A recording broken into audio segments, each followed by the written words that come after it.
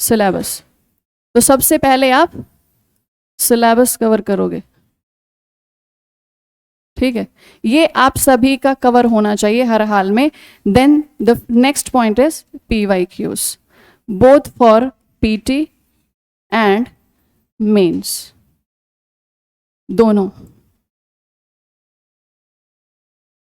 ठीक, ये दो चीज।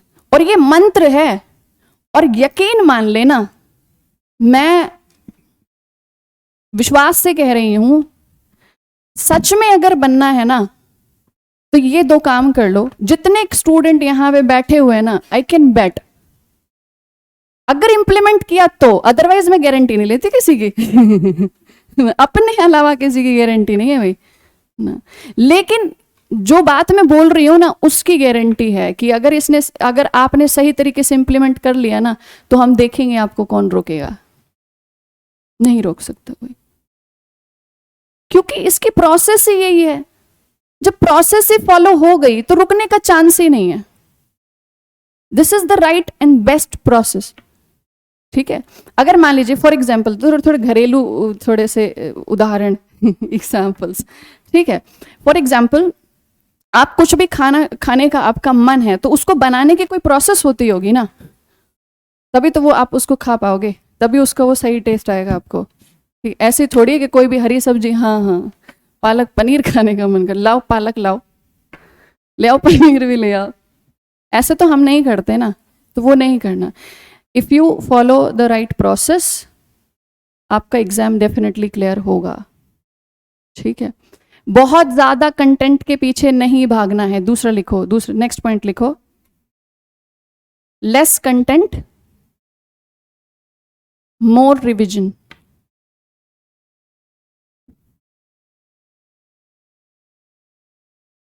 ठीक है। नेक्स्ट पॉइंट लिखो, basics should be covered from your NCERT books.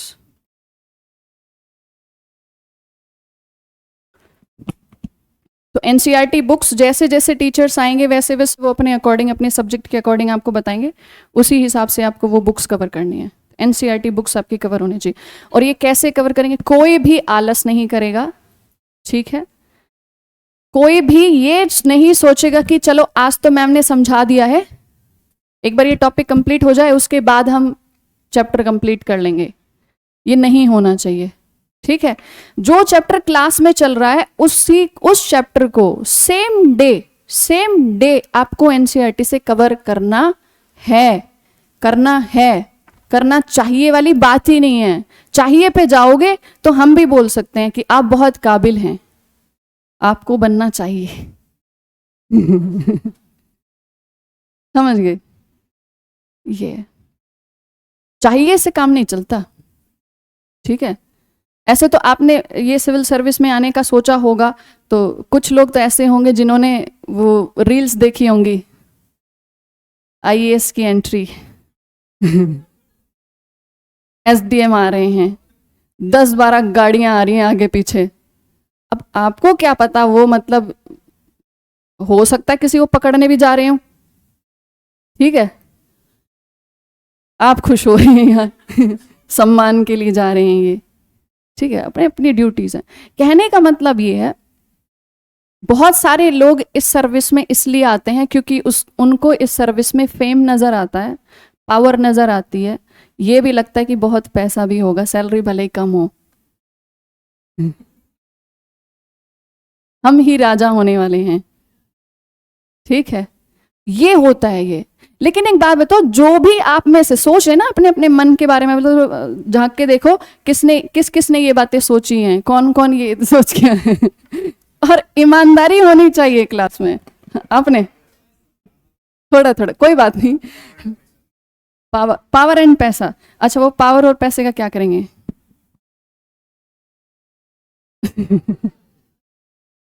नहीं वो तो ठीक है, वर्ड्स तो चलो ठीक है, अच्छा जीवन होना चाहिए, आपका कि सबका ये देखो, अच्छा अच्छा ठीक है, हाँ नहीं नहीं नहीं नहीं ऐसा नहीं है, इनका होगा तो इन्हीं का होगा नहीं हाँ, ये हो सकता है, ये भी ठीक है। अगर भारत जैसे देश में आपने ये सोच लिया ना कि विकास सबका हो जाए, हमारा भले ही थोड़ा ज्यादा हो जाए वो भी बहुत ज्यादा सही है। ठीक है, अभी तो हम मॉडर्न इंडियन हिस्ट्री पढ़ेंगे ना। मॉडर्न इंडियन हिस्ट्री आपको बताएगी कि उस समय जो हमारे देश की कंडीशन थी ना, ठीक है, वो कहते हैं ना कि आप बहुत बेहतरीन से और एकदम गुलामी के लेवल पे आ जाओ, ठीक है, तो क्या वो फोर्सेस होते हैं, ठीक है, और किस तरीके से भारतीयों ने मिलकर, आप कभी कभी आपने सोचा है, मतलब कभी भी ख्याल आया होगा कि अगर जैसे अभी के टाइम पे टेक्नोलॉजी इतनी एडवांस हो चुकी है, आप लोगों के पास विद इन सेकेंड्स मैसेज पहुंच जाता है, ठीक है, अगर बोल दिया जाए कि क्लास है, या फिर बोल दिया जाए कि किसी बहुत ही नेशनल लेवल का कोई इशू है, उसके ऊपर सब लोग इकट्ठे हो रहे हैं, ठीक है, तो with in minutes, with in hours सब लोग इकट्ठे हो जाते हैं ना। फिर अगला मैसेज ये पहुंच जाए कि पुलिस भी पहुंच गई लाठियां वाठियां ले रखी हैं, अब बताओ रास्ते से बोलेंगे अरे चल चल चल वापस, थोड़ा काम याद आ गया, थोड़ा पढ़ाई करनी है यार होता है, हैपेंस ना। अच्छा, अब सोचो, जब टेक्नोलॉजी इतनी एडवांस है, आपकी खुद की सरकार है, खुद की चुनी हुई सरकार है, आपकी खुद की पुलिस है, उसके बाद भी उसकी लाठियों से इतना डर लगे कि यू टर्न ले लिया। उस समय सोच कर देखिए आप, भारत कृषि प्रधान देश होता था और किसानों की हालत रेवेन्यू दे दे के इतनी कमजोर हो चुकी थी, ऐसा कहा जाता है, खुद ब्रिटिशर्स का ये एनालिसिस है कि जिन एरियाज में उन्होंने कोई फैसिलिटी नहीं दी किसानों को, उन एरियाज में revenue rate was around 50 to 60% of their produce. 50 से 60% उनके कुल उत्पादन का सिर्फ रेवेन्यू में जाता था, और जिन एरियाज में फैसिलिटी दी गई थी वहां पे revenue rate was around 70 to 80%। उसके बाद बचा हुए में बताइए अपने घर के बच्चों को खिलाएंगे क्या, खुद खाएंगे क्या, वो अपने बच्चों को पढ़ाएंगे, समझ रहे हो? उस समय भारतीय किसानों की अगर आप इमेजेस या फोटोज देखोगे ना, तो कैसे दिखाई देते हैं, कभी देखा है पुराने इमेजेस कैसे दिखे, दुबले पतले से, पसलियां दिख रही हैं, है ना, ठीक है ना, पूरे कपड़े पहने हुए, ना चप्पलें पहनी हुई हैं। आप सोचो उन लोगों को जब ये पता चलता था ना कि आंदोलन करना है, तो वो लोग अपने एक राष्ट्रवादी नेता की एक आवाज के ऊपर रोड पे उतर जाते थे, और उनको पता होता था हमारा स्वागत नहीं होना,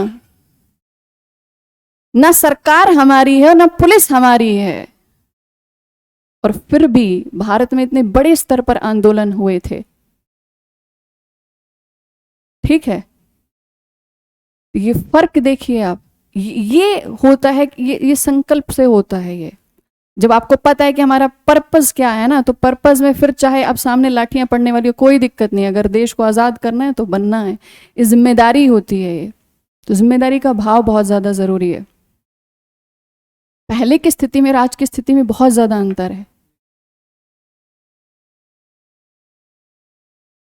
क्रिटिसाइज, वो ठीक है ना, क्या हो गया, वो इंसान है क्या जिसका क्रिटिसिज्म ना हो।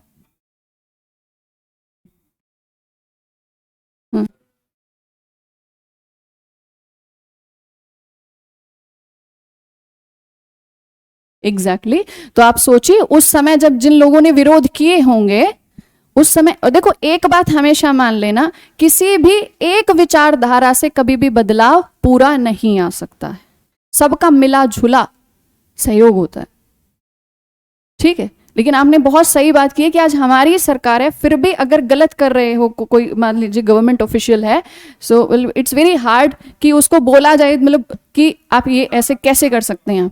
तो उस समय जिन्होंने बोला होगा, ठीक है, तो सोचिए उनका साहस कैसा होगा, करेज कितना होगा, और भरोसा कितना होगा इस बात के ऊपर कि अगर मैं गया और मैं पिटा तो मेरे पीछे लागों की भीड़ हो जाएगी। और जो ब्रिटिशर्स थे ना, वो सबसे ज्यादा इसी बात से डरते थे, गांधी तो नहीं आ रहा नहीं वो तो नहीं आ जाएगा। गोलमेज सम्मेलन में जब पहली बार, जब सेकंड राउंड टेबल थी, जब सेकंड, क्योंकि फर्स्ट राउंड टेबल में पहुंचे नहीं, तो उन्होंने बोला कि आईएनसी की तरफ से तो कोई भी नहीं आया। बोले क्यों? बोले नहीं आएंगे वो। बोले गांधी को मनाओ, उनको लाओ। गांधी जी से बातचीत हुई, गांधी जी ने कहा ठीक है चलते। गए वहां पे, वहां की मीडिया रिपोर्टर्स वेट कर रहे हैं। उनको लगा कि इतना नाम सुना हुआ है गांधी का, तो ही मस्ट बी लाइक एकदम जेंटलमैन टाइप के होंगे। आगे पीछे बहुत सारी गाड़ियां, सिक्योरिटी गार्ड होंगे, ठीक है, बढ़िया पर्सनालिटी होगी, लगेगा पावरफुल पर्सन है कोई, ठीक है। अब गांधी जी लाठी लेके, चश्मा लगा के चल रहे हैं। अब वहां की मीडिया कह रही गांधी नहीं आए, तो उन्होंने कहा यही है गांधी। कह रहे भाई ये है गांधी, ये है? बोले हाँ यही है। बोले इसने नाक में दम कर रखा है क्या ब्रिटिशर्स के? तो उन्होंने कहा हाँ यही है। तो विचार ऐसे ही होते हैं, ये विचारों की ताकत होती है। जहां बाहुबल काम नहीं आता ना, वहां आपके विचार काम आते हैं, विचारों की शक्ति काम आती है, ठीक है। चलो एक चीज याद रखिएगा, जितने भी एस्पिरेंट्स यहाँ पे ऐसे बैठे हुए हैं जिन्होंने पावर को देखा हो, उस प्रेस्टीज को देखा हो और फिर डिसाइड किया हो कि हम ऐसा बनेंगे, ठीक है, तो उसको होल्ड करने के लिए अपने जो एम्बिशन है ना, उनको बनाए रखने के लिए एक बात और ऐड करिए इसमें। सफलता अगर सिर्फ खुद की सोचोगे तो दूसरों को सफल होते हुए देखोगे ना, तो डर लगेगा, घबराहट होगी, जेलसी आएगी, ठीक है, कि मुझसे पहले ये सक्सेसफुल हो गया। आप सिविल सर्विस की तैयारी कर रहे हो सकता है किसी को इंजीनियरिंग करके कोई अच्छा पैकेज मिल जाए। वैसे अभी इंडिया में इंजीनियर्स की कंडीशन थोड़ी सी, क्या कहा आपने, दयनीय। हाँ वैसे सही भी है ये, लेकिन फिर भी ठीक है कि किसी किसी को मतलब हो सकता है कोई एंटरप्रेन्योर बन जाए, कोई स्टार्टअप कर ले। तो जब किसी दूसरे को सक्सेसफुल होते हुए देखोगे, है ना, उनको अच्छी अच्छी पिक्चर्स सोशल मीडिया अकाउंट पे लगाते हुए देखोगे, तब आपको लगेगा हमारे तो किताबें नहीं हट रही हैं और ये पिज्जा बर्गर ये सब खा रहे हैं। आपको नहीं पता उसने अपने पिज्जा की फोटो भेजी है कि बगल वाले की फोटो खींच ली। ज्यादातर लोग यही कर रहे हैं, फेक वर्ल्ड है। लेकिन ये जो फेक वर्ल्ड है ना, ये आपके दिमाग को खराब कर देगा। तो आपको क्या करना है ना, सोचो कि हमारे पास पावर हो, सोचो हमारे पास प्रेस्टीज हो। सब सोचते हैं, we are human beings, right. लेकिन इसके साथ ये सोचो कि पैसे और पावर के लिए तो हर कोई कमाता है और अपने परिवार के लिए तो हर कोई कमाता है। चलो अगर भगवान ने हमारे अंदर थोड़ा हुनर दिया है तो कुछ ऐसा कमाएं कि हमारे साथ साथ लाखों लोगों का भी भला हो जाए। आपके अंदर कोई खास काबिलियत होगी ना, तभी आप यहां पहुंचे, अदरवाइज आप में, हम में, किसी में दम नहीं है यहां पहुंच जाए, ये यकीन मानो, ठीक है। मैं इस बात को मानती हूं कि आपके अंदर वो काबिलियत होगी और कहीं ना कहीं भगवान ने सोच रखा होगा कि you can be a good civil servant, ठीक है, तो आपको यहाँ भेजा होगा। वरना आपके अलावा भी ऐसे बहुत सारे बच्चे हैं, ऐसे बाहर होंगे जिनको ये मौका ही नहीं मिल रहा होगा कि वो क्लासरूम तक आ जाएं। तो मौके हर किसी को नहीं मिलते, और जिसको मिलते हैं उसको भी बार बार नहीं मिलते। ये बिल्कुल सच है, ये बिल्कुल सच है। जो टाइम आपको मिला है ना, उसको बहुत ही ज्यादा डेडिकेशन के साथ उस टाइम को यूटिलाइज करना। बिल्कुल भी डाइवर्ट मत होना, बिल्कुल भी डाइवर्ट मत होना, किसी भी चीज से डाइवर्ट मत होना। और आप यूथ हो, एक बात बोल देती हूँ, 8-9 सालों से देख रही हूं मैं सबको लगता है दोनों साथ में बनेंगे। हाँ, हमने सब बहुत देखा, लबासना वाले तो बहुत साथ में लबासना चलना है, डरते क्यों हो पगली मिलके पढ़ाई करेंगे। और दोनों वहीं करोलबाग, राजेंद्र नगर और मुखर्जी नगर में भटकते हुए दिखते हैं, ठीक। और अगर दोनों में से लकीली किसी एक का हो गया तो उसके बाद वहां पे सोचते हैं कौन से कैडर में जाना है, तो हमारे कैडर वाली कौन होगी, उससे बात की जाए। आपको क्या लगता है पिछलों को वो याद रखेगा? हैं? वो बनते ही उनका ऑरा देखा है? Rarest of the rare case में होंगे, भगवान ने पक्के अक्षरों से लिख दिया होगा कि यही आएगी तो ही जाओगे वरना कोई नहीं जाएगा, या यही आएगा तो ही जाएगा वरना कोई नहीं जाएगा। भूल जाओ, सब बेकार की बातें हैं ये। ठीक है, कुछ भी हो जाए डाइवर्ट मत हो जाना, ये मान के चलो सिर्फ तुम तुम्हारे हो, इसके अलावा तुम्हारा कोई नहीं है। जो मौका मिल गया ना उसको खुद के लिए इस्तेमाल करो, ठीक है, पक्की बात है, हैं? इस बार आवाज नहीं आई ना ना, इस बार आवाज नहीं आ रही।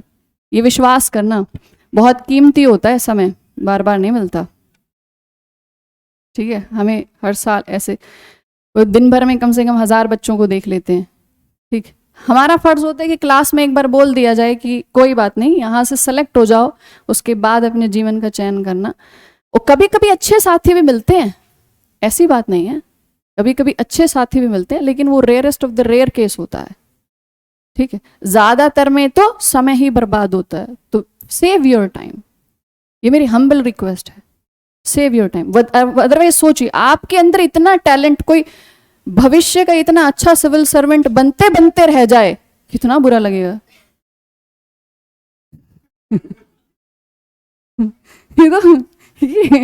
This is not your personal loss, ये नेशन का लॉस है, समझ रहे? बिहार तो बिहार तक थोड़ी ना रहने वाले हो आप, बीपीएससी के बाद यूपीएससी नहीं करोगे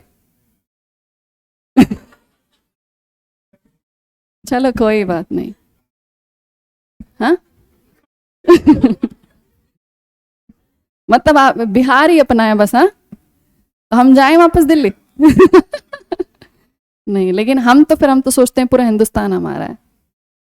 कोई बात, क्लास खत्म होने, वो तो हमारा था ही, और क्या, हम तो पाकिस्तान के मैप को इंडिया बना के पढ़ेंगे, अभी देखना, जब बटेगा तब बटेगा, 1947 में बटेगा, तब तक तो हम ही हैं सब, समझ, ठीक है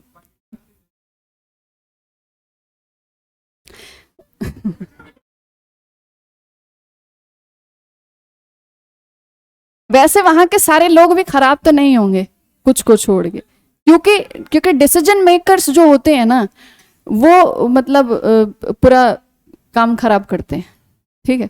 सबकी गलती नहीं होती, सारे लोग तो बुरे नहीं होंगे, हाँ,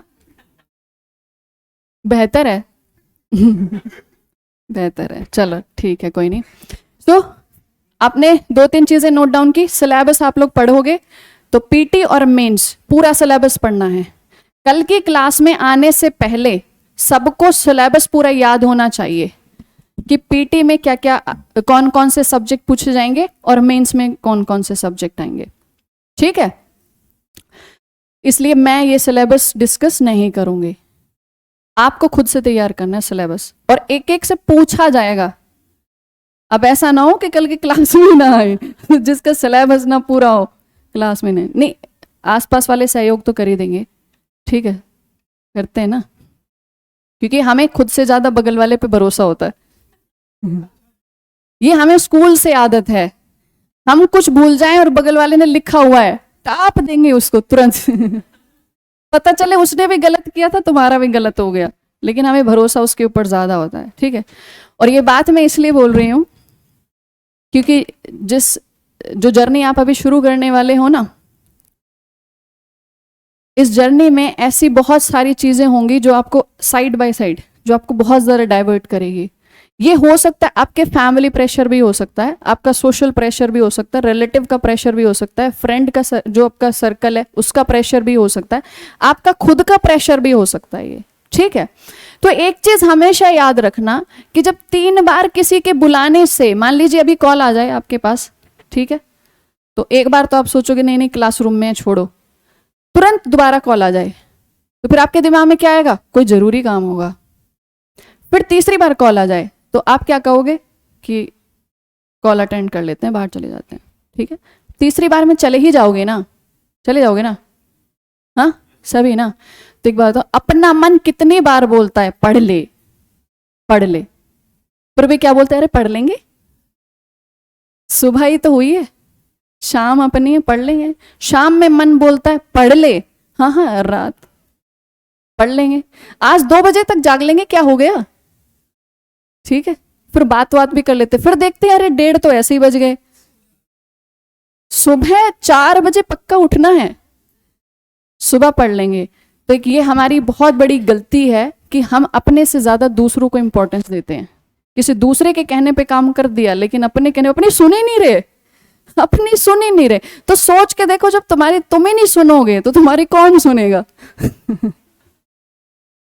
if you are not important for yourself, then you are not important for anyone.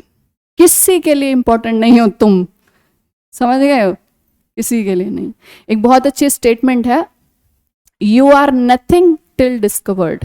लिखो, यू आर नथिंग टिल, एक माइक उधर होना चाहिए, you are nothing till discovered. और ये डिस्कवरी आपको खुद ही करनी पड़ेगी, गुस्सा नहीं, ठीक है? अब जब तक आप खुद को नहीं खोजते ना, खुद, यहां पे सेल्फ डिस्कवरी से मतलब पता है क्या है? हमें लगता है कि हम 4 लोगों से बात कर ले रहे हैं, हमें कुछ पढ़ना आता है, हमें कुछ पढ़ाना आता है, हमें एग्जाम देना आता है, बस इतने ही हैं हम, बस इतने ही हैं हम, ऐसा लगता है हमें। लेकिन सोच के देखो, कभी आपकी फैमिली में कोई ऐसी सिचुएशन आई होगी, जो डिफिकल्ट सिचुएशन आई होगी, उसमें आपने आगे जाके उसको सॉल्व किया होगा, ठीक है?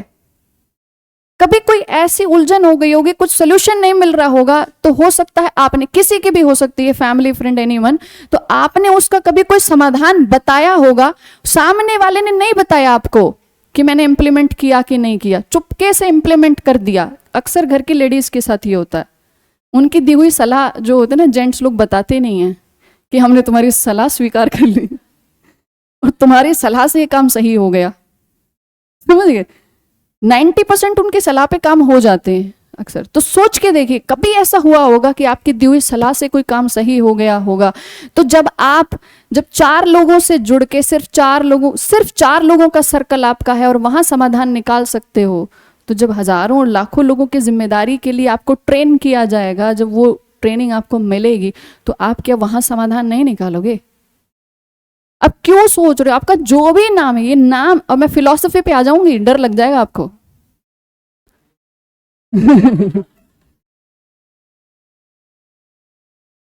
हाँ, ठीक है। फिलॉसफी पता क्या कहती है? फिलॉसफी कहती है कि तुम वो हो ही नहीं जो तुम दिखाई दे रहे हो। अब उनको डाउट हो रहा है कि मैं हूं कौन। ठीक है ना, ना ना, इस लेवल पे पहुंचने की हमारी इतनी जल्दी औकात नहीं है। अहम ब्रह्मास्मि, ना ना ना, ना ये नहीं, ठीक है?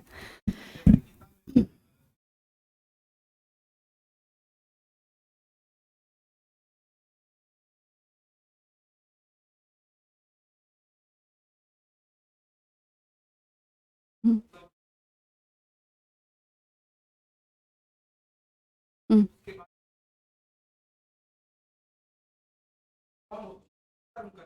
हम्म,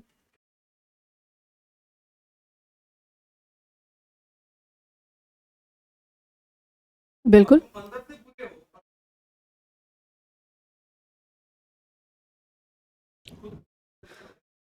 बिल्कुल, देखो, हाँ, बिल्कुल बिल्कुल, ये बिल्कुल सही कहा आपने। लेकिन पता है हम गलत इंटरप्रेट क्यों करते हैं? क्योंकि हमें उन चीजों का अर्थ ही नहीं पता। हमें इस बात का मतलब ही नहीं पता कि खुद को जानना क्या होता है। खुद को जानना क्या होता है ये हमें पता ही नहीं है। हमें तो ये लग रहा है जो नाम हमें दे दिया गया, जो पहचान, जो हम बाहरी ढांचा दिख रहे हैं ना, बस यही है हम ये नहीं है। इसके भीतर से जो बोल रहे हैं ना आत्मा, वो है हम। यहाँ सारी इतनी आत्माएं बैठी हुई हैं ये। वो हो तुम, ठीक है? हाँ, फिर मैंने कहा था फिलॉसफी पे जाओगे तो डरोगे। चलो चलो, ज्यादा फिलॉसफी पे नहीं जाते हैं, ठीक है? एक बार मैंने ऐसी क्लास में बोल दिया, ठीक है, 200-300 बच्चे बैठे हुए थे, मैंने कहा यहाँ पे इस क्लासरूम में कोई भी, यहाँ कोई नहीं हो तुम, ये सारी आत्माएं हैं। और ये तो वो आत्माएं हैं जो दिखाई, मतलब स्वरूप में, किसी शरीर में, ढांचे में दिखाई दे रही हैं। पता नहीं कितनी ऐसी आत्माएं होंगी जो दिखाई भी नहीं दे रही होंगी। हाँ, यहाँ तो इतना स्पेस है, होने दो, हमें आदत है। पर सच में ना दिख जाए। हाँ, खुद को कैसे पहचाने। देखो, शॉर्ट में ही समझाएंगे क्योंकि हमारी मॉडर्न इंडियन हिस्ट्री की क्लास है, ठीक है। जब जिस समय आप हो, जहां हो, जिस कर्म करने के लिए हुए हो, आप अभी क्लासरूम में बैठे हो, आपका ऑब्जेक्टिव क्या है? ये कोई एग्जाम क्लियर करना है, ठीक है। आप इस बात पे यकीन करो कि आप जिस चीज की तैयारी करने का सोच रहे हो ना, वो जो पर्सनालिटी है, वो जो जिम्मेदारी है, जो ओहदा, जो पोजीशन वो है, उसकी काबिलियत आपके अंदर है, आप वो हो। जो सिर्फ परेशानी को देख के उसका जिक्र करे, वो अलग इंसान है। आप उस परेशानी को देखकर कहीं ना कहीं शायद समाधान ढूंढ रहे हो, तो तुम समाधान करने वाले हो। तो फिलहाल तुम ये हो, समाधान करने वाले हो, और तुम्हें ऐसा लगता है कि मुझे अपने आप को उस लेवल पे बनाना है। ये हम सब, पता क्या होता है, हम सब, काबिलियत सबके अंदर भरी होती है, हमें अपने आप को ट्रेन करना पड़ता है, हमें आपको वो डायरेक्शन में लेके जाना पड़ता है। तो आप अभी अपने आप को और रिफाइन करने के लिए यहां बैठे हुए हो, क्योंकि आपकी काबिलियत को ऐसे कोई नहीं मानेगा। जैसे आप अभी जाओ और किसी को बोलो कि मैं एक बेहतर सिविल सर्वेंट हूं, नहीं मानेगा, कहेगा प्रूफ करके दिखाओ। हम कैसे मान लें? प्रूफ कैसे होगा? एग्जाम से होगा। एग्जाम में क्या है, आपको क्या लगता है? Are you going to read about the subjects? क्या सिर्फ सब्जेक्ट पढ़ने आए हो? ये सब्जेक्ट है ही नहीं, समझ लो कि सब्जेक्ट नहीं है। ये सब्जेक्ट नहीं पढ़ोगे, आप कोई हिस्ट्री नहीं पढ़ने वाले, कोई ज्योग्राफी, कोई पॉलिटी, आप कुछ नहीं पढ़ने वाले। आपको लगता है आप सब्जेक्ट कवर करने के लिए आए हो। हिस्ट्री में क्या पढ़ोगे आप? ज्योग्राफी में क्या पढ़ोगे आप? वो पढ़ना नहीं है, पढ़ने का दौर गया भाई। स्कूल तक पढ़ा था आपने, गया।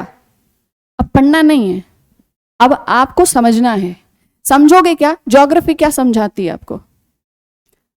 ज्योग्राफी समझाती है कि अपने भारत की ज्योग्राफिकल कंडीशंस देखिए आप, इंडिया की ज्योग्राफी को देखिए। चलो इंडिया का एक मैप बनाते हैं, इसी से समझाते हैं, इसी से इंडियन हिस्ट्री की भी शुरुआत करेंगे। चलो मैप बनाओ, चलो।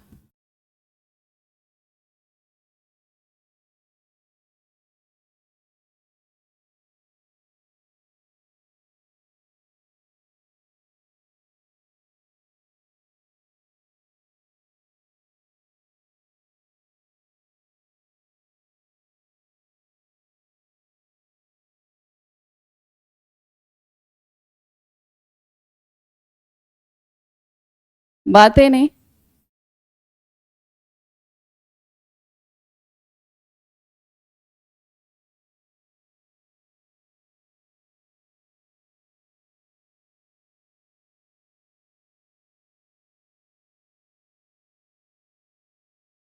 यहां से थोड़ा ठीक कर देते इसको।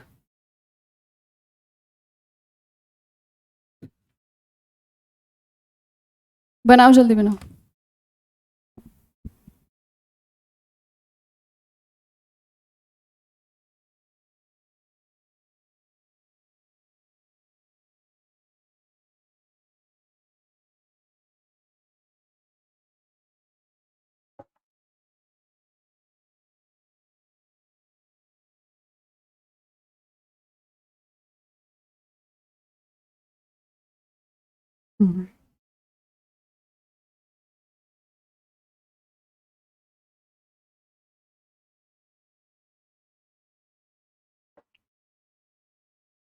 कोई बात नहीं, इसमें 2-4 देश तो आ ही गए होंगे। एरिया बढ़ जाए, कम नहीं होना चाहिए। गलत है, पाप है ये। दोबारा बनाओ, लेकिन अपना छूटना नहीं चाहिए। चलो, अच्छा, अब ध्यान से सुनो। अब आपको समझ में आएगा कि आप ये सारे सब्जेक्ट नहीं पढ़ रहे हो, ठीक है। एक्चुअल में ये जो सिविल सर्विस की तैयारी है ना, चाहे किसी स्टेट पीसीएस की हो या यूपीएससी की हो, वो आपको बहुत कुछ सिखाती है जो आपने कभी उस नजरिए से कभी सीखी ही नहीं होगी, ठीक है। अगर हम भारत को देखें तो इंडिया जो है ना, वो ज्योग्राफिकल फीचर वाइज ऐसा देश माना जाता है, ये कहा जाता है कि पूरे विश्व में जितने तरीके के ज्योग्राफिकल फीचर्स हो सकते हैं ना, वो सारे के सारे भारत में हैं। ठीक है, अगर हम ये नॉर्थ की तरफ देखें तो यहां पे क्या है, यहां पे माउंटेन्स। ठीक है, this region is known as river plain area. ये प्लेन रीजन है ना, मैदानी क्षेत्र माना जाता है। ठीक है, इधर भी ये अभी तो भारत ही है। ठीक है, ये कौन सा रीजन है, ये डेजर्ट रीजन, ये प्लेन रीजन। ठीक है, अच्छा उसके बाद ये रीजन कैसा है, ये डेक्कन प्लेट्यू रीजन। ठीक है, पठारी क्षेत्र है। यहां पे ये क्या है, कोस्टल प्लेन्स हैं। ठीक है, और वेस्टर्न घाट्स हैं। ठीक है, ये ईस्टर्न घाट हो गए। ठीक, यहां पे क्या है, आइलैंड्स हैं। ठीक है, जितने फीचर्स हो सकते हैं, ज्योग्राफिकल फीचर्स हो सकते हैं इन द होल वर्ल्ड, वो सारे के सारे भारत के अंदर हैं। अब आप एक बात बताओ, आप किस देश के नागरिक हो, you are citizen of India. एक बार फिर से बोलो, you are citizen of India. तो आपका देश तो ऐसा दिखाई देता है, उस देश में समानताएं तो है ही नहीं। जिस देश में ज्योग्राफिकल वेरिएशंस इतनी ज्यादा हों, वहां के लोग एक जैसे हो जाएंगे क्या, नहीं होंगे ना। तो जहां ज्योग्राफिकल वेरिएशन होती है, लिखो इस चीज को,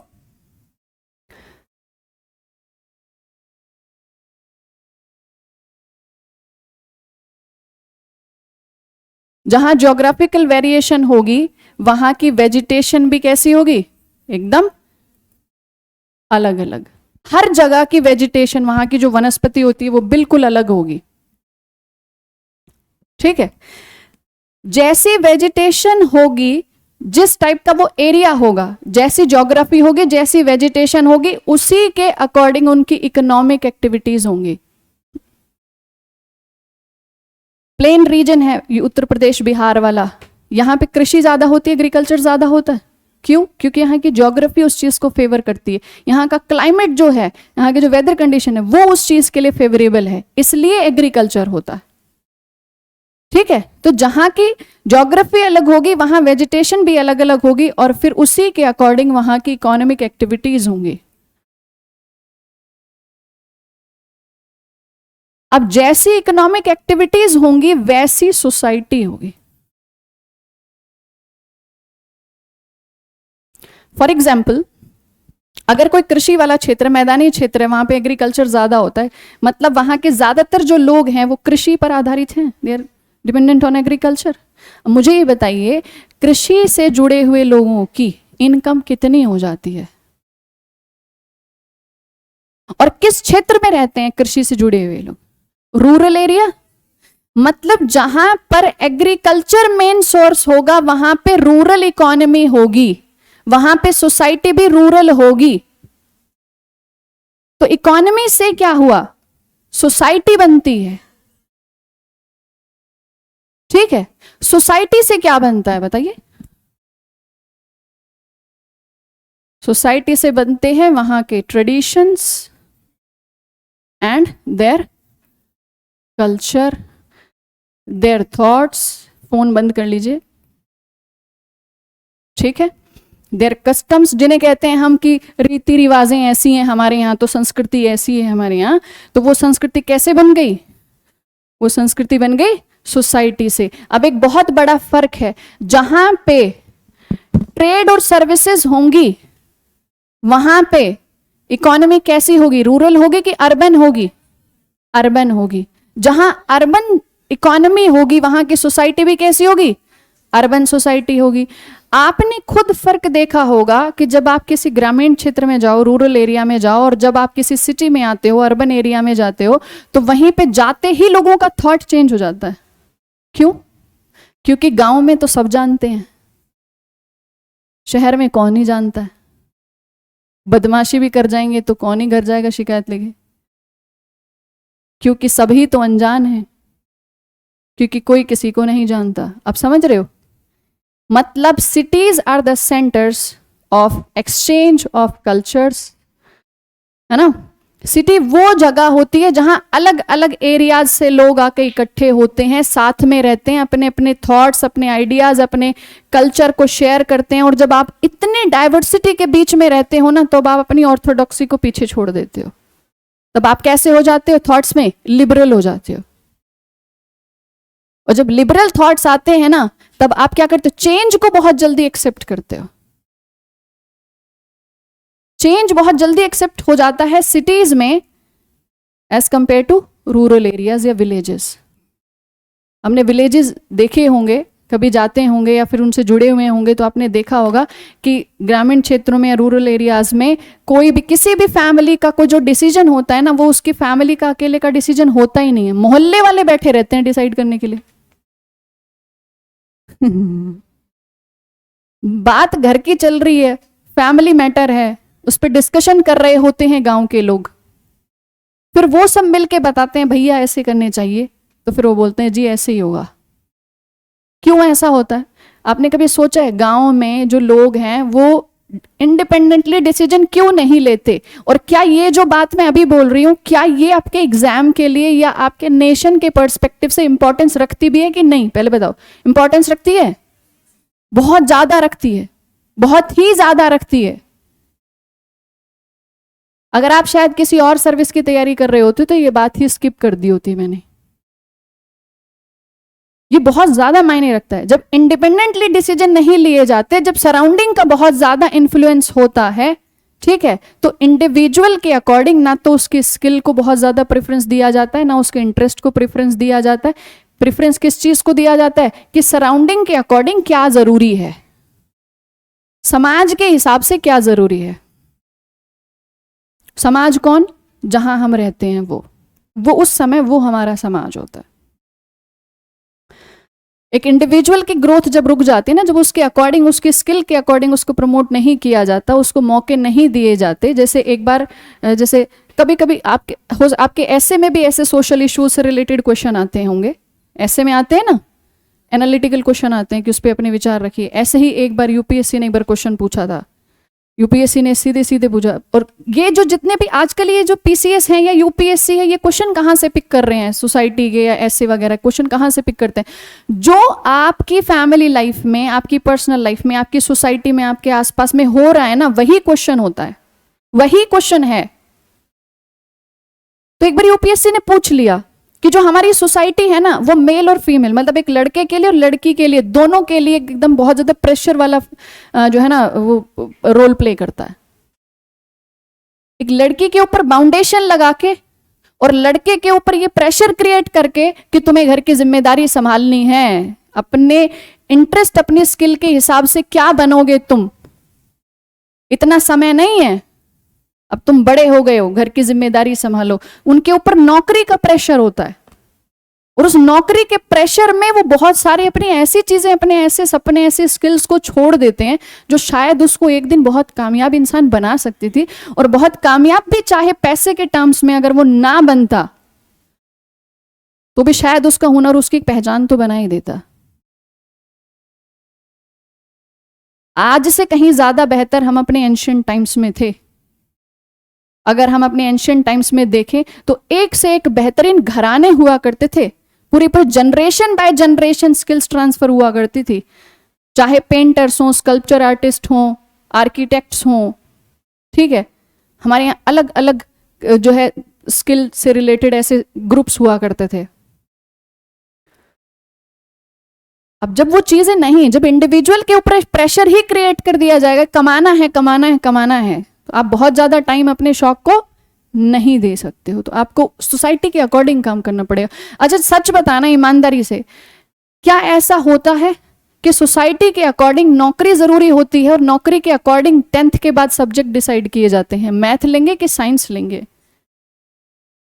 कॉमर्स वालों का इतना भला होते हुए दिख तो नहीं रहा। और ह्यूमैनिटीज, जिससे कुछ भी ना हो पाए वो ह्यूमैनिटीज में चला जाए। और अक्सर लड़कियों के लिए तो पहले से डिसाइडेड होता है बीए कर लेना, है ना। हाँ, बीए और बीएड ये बहुत पुरानी चीज है। बीए और बीएड, बीए कर लो क्यों, ट्यूशन की भी जरूरत नहीं पड़ेगी, बाहर ही नहीं भेजना पड़ेगा। फाउंडेशंस हो सकता है उसके अंदर डॉक्टर बनने का हुनर होता है ना, एक बहुत बेहतरीन इंजीनियर बनने का हुनर होता। क्यों हमारे इंजीनियर बनने के बाद भी बर्बाद हो रहे हैं? क्योंकि तरीके से बनाया ही नहीं जा रहा ना। सिर्फ किताबें पढ़ के कोई इंजीनियर बन जाएगा क्या? और उनके बारे में सोचिए जो कोरोना टाइम में इंजीनियर बने होंगे।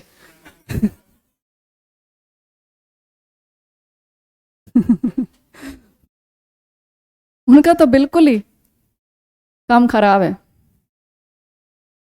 ठीक है, जो उस टाइम में डॉक्टर वाले तो फिर भी ठीक थे, उनकी छुट्टियां नहीं होती थी। इंजीनियर्स को तो घर ही बिठाया हुआ था, वो तो घर से ही इंजीनियरिंग कर रहे थे, चाहे कोई भी हो, सिविल इंजीनियरिंग हो तो भी, मैकेनिकल इंजीनियरिंग हो तो भी। समझ रहे, इतना बुरा हाल। ठीक है, तो ये हमारी सोसाइटी के प्रेशर होते हैं जो इंडिविजुअल को ग्रो नहीं होने देते। और अगर इंडिविजुअल के अकॉर्डिंग अगर डिसीजन लिए जाएं, ठीक है, तो यहाँ पर स्किल्स देखिए आप किस तरीके की होंगी। एक से एक बेहतरीन और मतलब बहुत ही काबिल लोग भरे पड़े हैं हमारे देश में। हम अपनी काबिलियत को खुद बर्बाद कर रहे हैं समाज बन के, क्योंकि हमने एक ऑरा बना दिया, भाई यूपीएससी क्लियर कर लो तो जिंदगी है, बीपीएससी क्लियर कर लो तो जिंदगी है, उसके अलावा कुछ है ही नहीं। तो ऑरा बन गया एक, हमें लगता है वो बन गए तो सब बन गए, वरना हम कुछ भी नहीं बने। प्रेशर फील नहीं करना, जो बनना है ना मन से बोलो कि हम चाहते हैं हम बने, और हमें लगता है कि हम बन सकते हैं तो बनो, बिल्कुल बनो, प्रेशर नहीं। ठीक है, चलो, तो हम डिस्कस कर रहे थे जो हमारी ज्योग्राफिकल वेरिएशंस होती हैं उससे वेजिटेशन डिसाइड होता है, उसी से इकोनॉमी, उसी से सोसाइटी, उसी से ट्रेडिशन, उसी से कल्चर, उसी से थॉट्स। और ये सारी जो चीजें होती हैं किसके लिए है, किसको सेंटर में रख के होती हैं?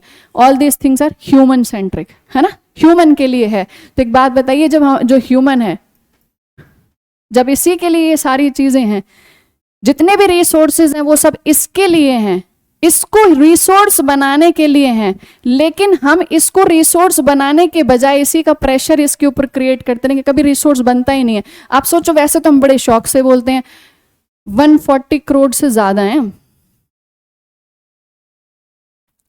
है ना, 140 करोड़ पार हैं, कहीं तो हम इतने आगे हैं। वैसे तो अब चलो बहुत सारी जगह में आगे हो गए, लेकिन क्या ऑल हमारे जो जितने ह्यूमंस हैं भारत के अंदर, पहली बात तो सच में बताइए कि जो ह्यूमन की जो कैरेक्टरिस्टिक्स होती हैं, क्या सच में ह्यूमन हैं? नहीं है। और जो मान लेते ना हो के भी मान ले कि ना मैं तो हूं और किसी का पता नहीं। ओके, ठीक है, तो जितने ह्यूमन दिखाई पड़ते हैं, हम ये मान लेते हैं कि जितने ह्यूमन दिखाई पड़ रहे हैं 140 करोड़ से ज्यादा, क्या सबके सब ह्यूमन रिसोर्स हैं क्या? रिसोर्स हैं क्या? नहीं है, नहीं है।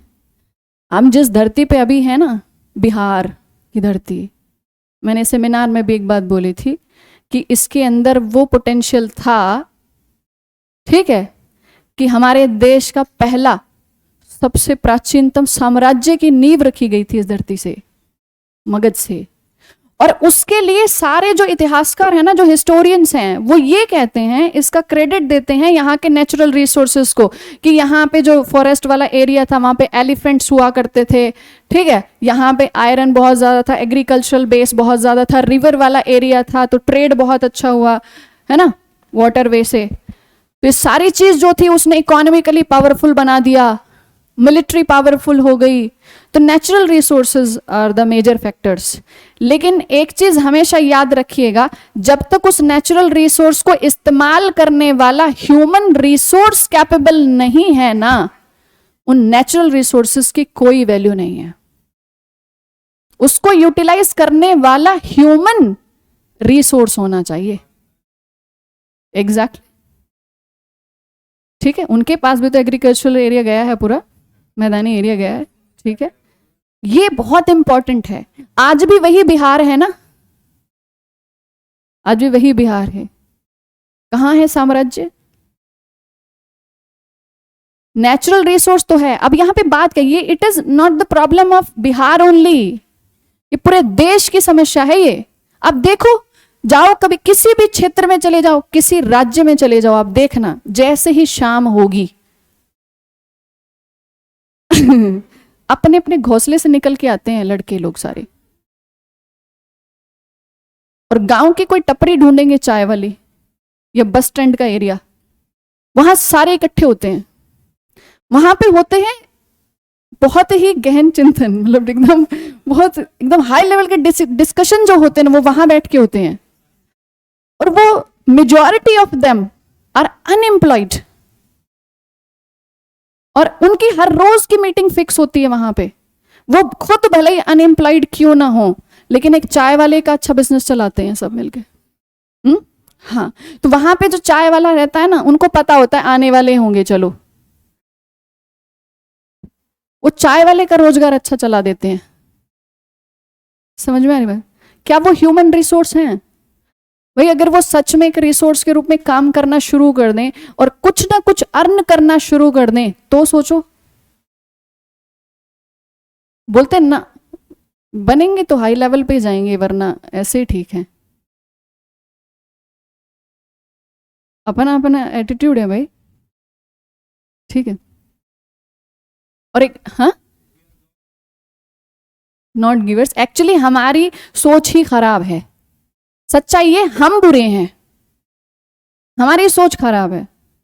पढ़ते पढ़ते किसने नौकरी की है बताइए? पार्ट टाइम जॉब करिए कभी पढ़ते पढ़ते? हाँ करिए, वेरी गुड, शाबाश, बहुत बढ़िया। या अब अभी तो आप जिस काम में लग रहे हो उसको पूरा ध्यान से करना, और जब भी कभी आपको लग जाए कि फाइनेंशियल कंडीशन ऐसी हो रही है जो मुझे पढ़ाई नहीं करने दे रही, तो 1 घंटे ट्यूशन पढ़ा लेना कहीं, उससे पढ़ाई भी होगी और आपको सपोर्ट भी मिलेगा। इंडिया में हम सबसे ज्यादा जो बर्डन है ना, वो अपने माँ बाप के ऊपर है, और इसमें भी माँ बाप की गलती। कैसे? क्योंकि अक्सर वो क्या शो करते हैं कि बेटा मैंने अपने लिए कमा लिया, तुमको पढ़ा दिया, अब मैं तुम्हारे लिए प्रॉपर्टी इकट्ठा कर रहा हूं, मैं तुम्हारे लिए बैंक बैलेंस इकट्ठा कर रहा हूं। सिर्फ अपना देखो ना, अपना देखो और बोलो कि नालायक सिर्फ तुझे पढ़ाऊंगा, उसके बाद तेरा तुझे खुद देखना पड़ेगा। तो उससे ना काबिल बनने की वो आती है कि फिर मेरा क्या होगा। अभी बहुत सारे बच्चे तो इसलिए शादी कर लेते हैं कि माँ बाप संभाल लेंगे, होता है ना। इंडिया है ये, यहां की जो खास बात है ना, वही हमारी कमजोरी बन गई है। फैमिली का कॉन्सेप्ट इंडिया का पूरे वर्ल्ड में बेस्ट है, पूरे वर्ल्ड में बेस्ट, क्योंकि फैमिली सबसे ज्यादा इमोशनल सपोर्ट देती है। आप कितने भी बुरे से बुरी गलती करके आ जाओ, घर वाले क्या बोले, तू चिंता ना कर घर आ जा, तू देख लेंगे क्या क्या पापा पीटते हैं? हाँ, तो पापा तो सबके पीटते हैं, लेकिन चाचा या ताऊ जो होते हैं ना, वो क्या बोलते हैं, कोई ना बेटा तू आज देख लेंगे देख लेंगे। वो भी पता है कैसे करते हैं? अगर घर से बाहर बच्चा पिट रहा होता है ना, तो पहले जाएंगे उसे बचाएंगे फिर घर पकड़ के लाएंगे फिर खुद पीटेंगे भाई ईगो है, दूसरे से कैसे पिट के आ गए तुम, हमसे पिटो दूसरे से किसी से नहीं पिटना। तो कहने का मतलब है, फैमिली जो कॉन्सेप्ट है ना इंडिया का, बेस्ट इन द वर्ल्ड। लेकिन यही जो कॉन्सेप्ट है ना इंडिया का, this is the worst in the world. Individual को खत्म कर देता है, बहुत सारा प्रेशर क्रिएट करता है। तो बहुत ज्यादा जरूरत है इंडिविजुअलिज्म और सोशलिज्म के बीच में बैलेंस बनाने की, और वो आपका ये सब्जेक्ट सिखाएंगे आपको, वही सीखोगे आप इस जर्नी में। फ्रॉम माई पर्सपेक्टिव ये जो सब्जेक्ट है ना, ये नहीं है, ये हिस्ट्री, ज्योग्राफी, पॉलिटी, इकोनॉमी नहीं है। जब पॉलिटी पढ़ोगे तो आपको सिर्फ रटने पे फोकस मत करिएगा। हो सकता है बहुत सारे ऐसे एस्पिरेंट होंगे, बहुत सारे ऐसे हैं भी जो सिर्फ अपने फंडामेंटल राइट्स को रटेंगे, आपको उनको समझना है भाई, ये सब्जेक्ट या ये जो कॉन्सेप्ट है ये तो स्कूल में भी कभी पढ़ा होगा ना, कॉलेज में भी जिसके सब्जेक्ट रहे होंगे उसने पढ़ा होगा ना। तो एक बीपीएससी का एग्जाम क्लियर करने के लिए या यूपीएससी का एग्जाम क्लियर करने के लिए देश के प्रशासन के इतने बड़े अधिकारी बनने के लिए फिर से क्यों पढ़ रहे हो आप? ताकि आपको ये समझ में आए पहली बात कि you are going to serve, ठीक है। और जो नागरिक है ना उनके ये अधिकार होंगे। अब सोच लो, आप एक नागरिक हो, एक नागरिक होने के नाते आपके ये अधिकार हैं, और जब आप सर्विस में जाओगे तो जिनको सर्व करोगे आप, है ना, उनके भी ये सारे अधिकार हैं, और उनके अधिकारों की रक्षा करने के लिए ये जिम्मेदारी आप लेने जा रहे हो। नजरिया होता है। आपने बहुत बार रटे होंगे, जब ज्योग्राफी पढ़ी होगी, जब इकोनॉमी पढ़ी होगी, तो आपने इंडिया के मैप के थ्रू आपने नेचुरल रिसोर्सेज रटे होंगे कि भारत के कौन कौन से हिस्से में कहाँ पे आयरन रिजर्व है, कहाँ पे कौन से मिनरल्स हैं, है ना, कौन सी मेटल्स हैं, ये सारे रटे होंगे, आपने टेबल बना के रटे होंगे। इस बार जरा ना इंडिया का मैप देखना, और उस मैप में उन जो रिजर्व्स है ना, हमारे मिनरल्स हैं, उनकी लोकेशन मैप में देखो, और देखते रहो 10-15 मिनट, और आप सोचना कि जिन एरियाज में ऐसे नेचुरल रिसोर्सेज हैं उन एरियाज में ग्रोथ और डेवलपमेंट का क्या लेवल है। अगर नेचुरल रिसोर्स के अकॉर्डिंग देखा जाए तो छत्तीसगढ़, झारखंड, बिहार, ओडिशा, बंगाल, ये जो रीजन है ना, रिसोर्स रिच रीजन माने जाते हैं। हमारी इंडिया की जितनी इंडस्ट्री है ना, उनकी रीढ़ जो है वो यहीं से चलती है, और इन्हीं एरियाज ने इंडिया को इतना कैपेबल बनाया है कि ना सिर्फ इंडिया की बल्कि हम एक्सपोर्ट भी करते हैं अपनी चीजों को वर्ल्ड लेवल पे। फिर सोचिए, जब इतना ही रिसोर्स है, क्या आप ये मानते हो कि आप लायक नहीं हो? बोलो, कहो कि ना लायक हो ना, लायक है ना, रिसोर्स भी हैं, आप भी काबिल हो। फिर बताइए कि अगर रिसोर्स हैं और आप भी काबिल हो तो फिर डेवलपमेंट क्यों नहीं है? वही तो नहीं पता, वही तो जाना। बहुत सारे यहां से आप पढ़ोगे, इसीलिए काम आएगा, इसीलिए आपको इन रीजन्स की आपको प्रॉब्लम्स आपको पढ़नी पड़ेंगी, ठीक है। आपको बिहार का देखना है, बिहार के पर्सपेक्टिव से देखिए, बिहार में कहाँ कहाँ पे नेचुरल रिसोर्सेज हैं, और जहां नेचुरल रिसोर्सेज हैं वहां की सोसाइटी कैसी, वहां की इकोनॉमी कैसी, जरा करिए तो कनेक्टिव स्टडी करके तो देखिए। करना वही है जो सिर्फ रटता रहेगा, भगवान हो सकता है उसके ऊपर कृपा करने, रटने से भी पेपर क्लियर हो जाते हैं, होते हैं क्लियर रटने से भी, लेकिन यकीन मानिए अब अच्छे अधिकारी तो बिल्कुल नहीं बन पाएंगे,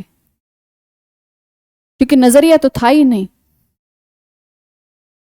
रट रहे थे। क्योंकि इंडिया में तो होड़ लगी हुई है नौकरी लेने की, हम तो नौकरी के लिए दौड़ रहे हैं, बस रट रहे हैं। सामने वाले ने 5 पन्ने पढ़ लिए तो हम कम से कम 10 पढ़ के सोएं। These are not just subjects, ये सारे जो भी सब्जेक्ट जिनको आप सब्जेक्ट कहते हो, ये सब मिलकर ना आपको एक इतना बेहतरीन, इतना काबिल इंसान बनाने वाले हैं ना कि आप बीपीएससी यूपीएससी तो क्या आप कुछ भी बन सकते हैं। अब जो भी बनेंगे ना बहुत बेहतरीन ही बनेंगे, ये तो मान के चलिए। ऐसी ऐसी अंडरस्टैंडिंग डेवलप करते हैं ये सिविल सर्विसेज के एग्जामिनेशंस, और ये जो ताकत है ना ये किसी और एग्जाम में हो ही नहीं सकती। इस लेवल पे इस अंडरस्टैंडिंग के साथ कहीं और पढ़ाया ही नहीं जाता है, तो बताया ही नहीं जाता कि पढ़ क्यों रहे हो। आपको कोई फोन करके बुला इस जगह पे आ जा, फिर आप बोलते क्यों, और बीपीएससी कह रहा है ये एग्जाम है, ये एग्जाम देख के सेलेक्ट हो जाओ, तो कभी पूछा है क्यों? अरे हाँ हाँ पैसा मिलेगा आ जाते हैं, अच्छी खासी पोजीशन है, पावर मिलेगी। याद रखिएगा, जिंदगी में कुछ भी बिना कारण के नहीं मिलता है, ये मान के चलिए। जो आपका पैसा, आपको जो पावर मिलती है ना, वो आपकी रिस्पॉन्सिबिलिटी के इक्विवेलेंट मिलती है। आप सिर्फ पैसा और पावर देखते हो, आप वो चीज देख ही नहीं रहे हो कि वो पैसा और पावर जो आपको पोजीशन जो मिल रही है ना, वो कितनी बड़ी जिम्मेदारी को सॉल्व करने के लिए मिल रही है, जिन जिम्मेदारियों को निभाने के लिए वो पावर मिलती है। ये थोड़ी है कि हम बड़े प्रसन्न हुए तुम पर, एंजॉय करो, ऐसा नहीं होता। जितनी बड़ी जिम्मेदारी उतनी ही पावर, उससे ना कम ना ज्यादा। हर किसी का, जब आप इंडियन पॉलिटी पढ़ोगे ना, तो आप देखो, कभी मान लीजिए आपने अपने एरिया से किसी जो है जुडिशियल ऑफिसर को जाते हुए देखा, आपको जुडिशरी से हैं, अच्छा, किसी प्रशासनिक अधिकारी को जाते हुए देखा तो मन में आएगा अच्छा प्रशासनिक अधिकारी हैं, आईएएस हैं, ठीक है कोई बात नहीं, स्टेट पीसीएस से सिलेक्टेड कैंडिडेट है, ओके। आपने अलग अलग एरियाज के लोगों को देखा होगा सरकार से जुड़े हुए, आपको लगता है ये तो भगवान है और राजा हैं, ये अपने अपने दायरे में सब सब कुछ है, हर किसी का अपना एक दायरा है। पॉलिटी आपको समझाता है कि जो एग्जीक्यूटिव है हमारी, उसकी अपनी पावर है, उसकी अपनी लिमिटेशन है, जुडिशरी की अपनी पावर है, अपनी लिमिटेशन है, और जो वहां बैठकर डिसीजन ले रहे हैं और जो पॉलिसी मेकिंग का काम कर रहे हैं ना, उनकी अपनी लिमिटेशंस हैं। अगर थोड़ा भी इधर उधर उन्होंने कोई रूल पास कर दिया, कोई पॉलिसी बना दी, तो तुरंत जुडिशरी क्या बोलता है, गलत है, काउंटर चेक होता है ना, चेक एंड बैलेंस, राइट। हर किसी की अपनी एक पावर है, अपनी लिमिटेशन, अपनी रिस्पॉन्सिबिलिटी। यही चीज आपको सीखनी है इस एग्जामिनेशन के लिए, अपने आप को उस लेवल पे मोटिवेट बनाए रखने के लिए और सही तरीके से तैयारी करते रहने के लिए आपको ये सीखना होगा कि आपकी रिस्पॉन्सिबिलिटी क्या होंगी, जो बनने जा रहे हो ना वो है क्या चीज, ये तो पता करो। क्यों 5-5 6-6 घंटे बच्चों क्लासेस होती है, यहाँ पे कितने घंटे क्लास होती है आपकी, 4 घंटे, ठीक। यूपीएससी वालों को 6 घंटे बिठाए रखा जाता है, 10-10 मिनट का ब्रेक दे। आप लोग भी बहुत ज्यादा फर्क नहीं है, आप लोग भी जब लाइब्रेरी में बैठ के पढ़ते होंगे तो 6-6 7-7 8-8 घंटे लग जाते होंगे ना, ठीक है। जब आप यहां से सेलेक्ट होके जब जाओगे तो वहां पे आपकी ड्यूटी फिक्स होती है क्या, ये यकीन मान के चलिएगा कि आपकी कोई ड्यूटी टाइम नहीं है और आप कभी फ्री नहीं हो। लगता होगा कि आप एग्जाम की तैयारी कर रहे हो, हकीकत ये है कि this is the pre phase of the service, उस सर्विस का प्री फेज है ये। आप अपने आप को तैयार कर रहे होते हो, आप तैयारी नहीं कर रहे होते, आप सिलेबस की एग्जाम की तैयारी नहीं कर रहे होते, आप खुद को तैयार कर रहे होते हैं। खुद को तैयार करो और फिर देखो बीपीएससी ऐसे कैसे क्लियर नहीं होगा, यूपीएससी ऐसे कैसे क्लियर नहीं होगा, होता है, आपसे होगा, सही प्रोसेस से जाएंगे तो डेफिनेटली होगा। सिर्फ रटना मत, एग्जाम कोई भी हो सिर्फ रटना मत, समझ में आ गई बात, ठीक है। तो कल आप सिलेबस कंप्लीट करके आओगे, चलो अब थोड़ा पढ़ना शुरू करते हैं, ठीक है। नेक्स्ट पेज, टाइम है अभी तो, देखो इसके बाद कोई क्लास है क्या, गलत है ये तो, बिल्कुल गलत है ये। कितने बजे से क्लास, 6 बजे से क्लास है, अरे वो टेंशन नहीं है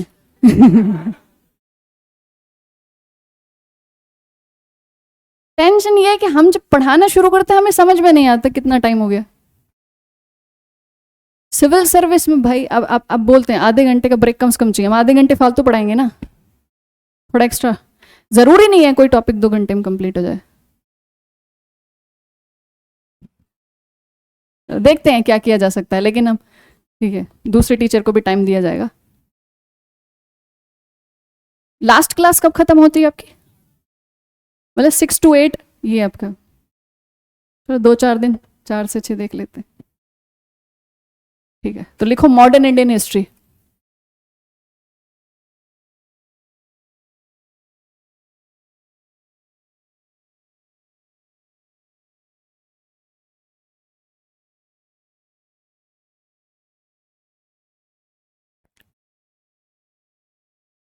मॉडर्न इंडियन हिस्ट्री, आप इसको कहाँ से, किस इवेंट से, हिस्ट्री के किस इवेंट से आपको लगता है कि मॉडर्न इंडियन हिस्ट्री शुरू होता होगा, बताइए कहाँ से?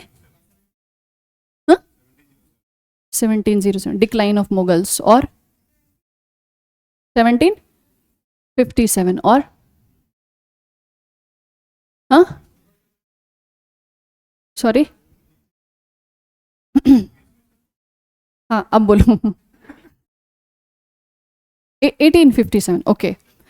देखो ये कुछ इंपॉर्टेंट इवेंट्स हैं हमारे भारतीय इतिहास के, इंडियन हिस्ट्री के, जहां से एक बहुत बड़े लेवल पे चेंज आता है। और वो जो चेंज है ना, वो सिर्फ इकोनॉमिक नहीं होता, सिर्फ सोशल नहीं होता, वो पॉलिटिकल, कल्चरल, बहुत डिफरेंट डिफरेंट डायमेंशन का एक चेंज बन जाता है। तो इसलिए हमें क्या लगता है, शायद 1707 वो टाइम होगा जहां से भारतीय, आधुनिक भारत का इतिहास है, मॉडर्न इंडियन हिस्ट्री शुरू होता होगा, ठीक है। या किसी को लगता है 1757 is the time, battle of Plassey, battle of Plassey and battle of Buxar 1764, ऐसा लगता है कि शायद यहां से मॉडर्न इंडियन हिस्ट्री शुरू होती होगी, ठीक है। 1757 की डेट क्यों ली जाती है? चलो एक काम करते हैं, इंडियन हिस्ट्री का डिवीजन करते हैं, मॉडर्न इंडियन हिस्ट्री का, ठीक है। लिखो, हाँ एग्जैक्टली लिखो, arrival of European companies to 1707.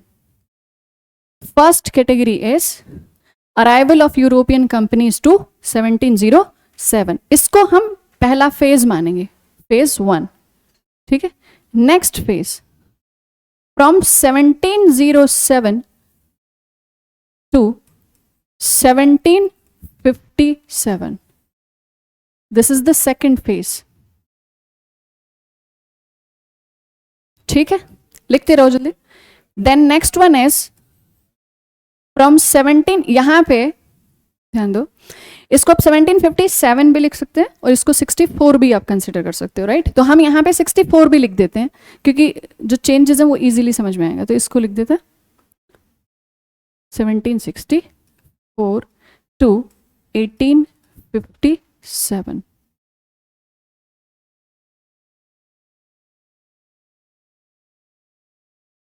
Next from 1857 to 1885,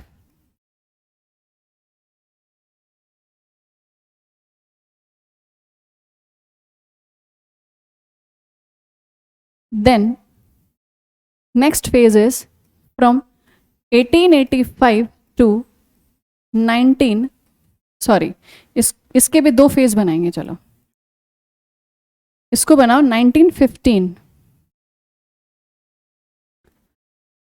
और next and last one is from 1915 to 1947,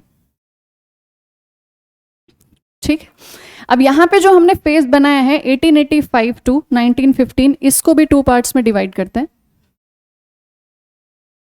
from 1885 to 1905,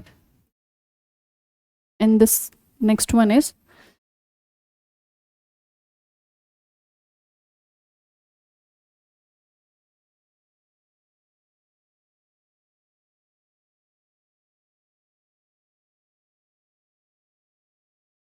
सबने कंप्लीट कर लिया था?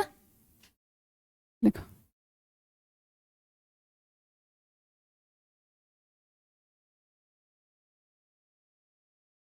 ठीक है, अब यहां से शुरू करते हैं।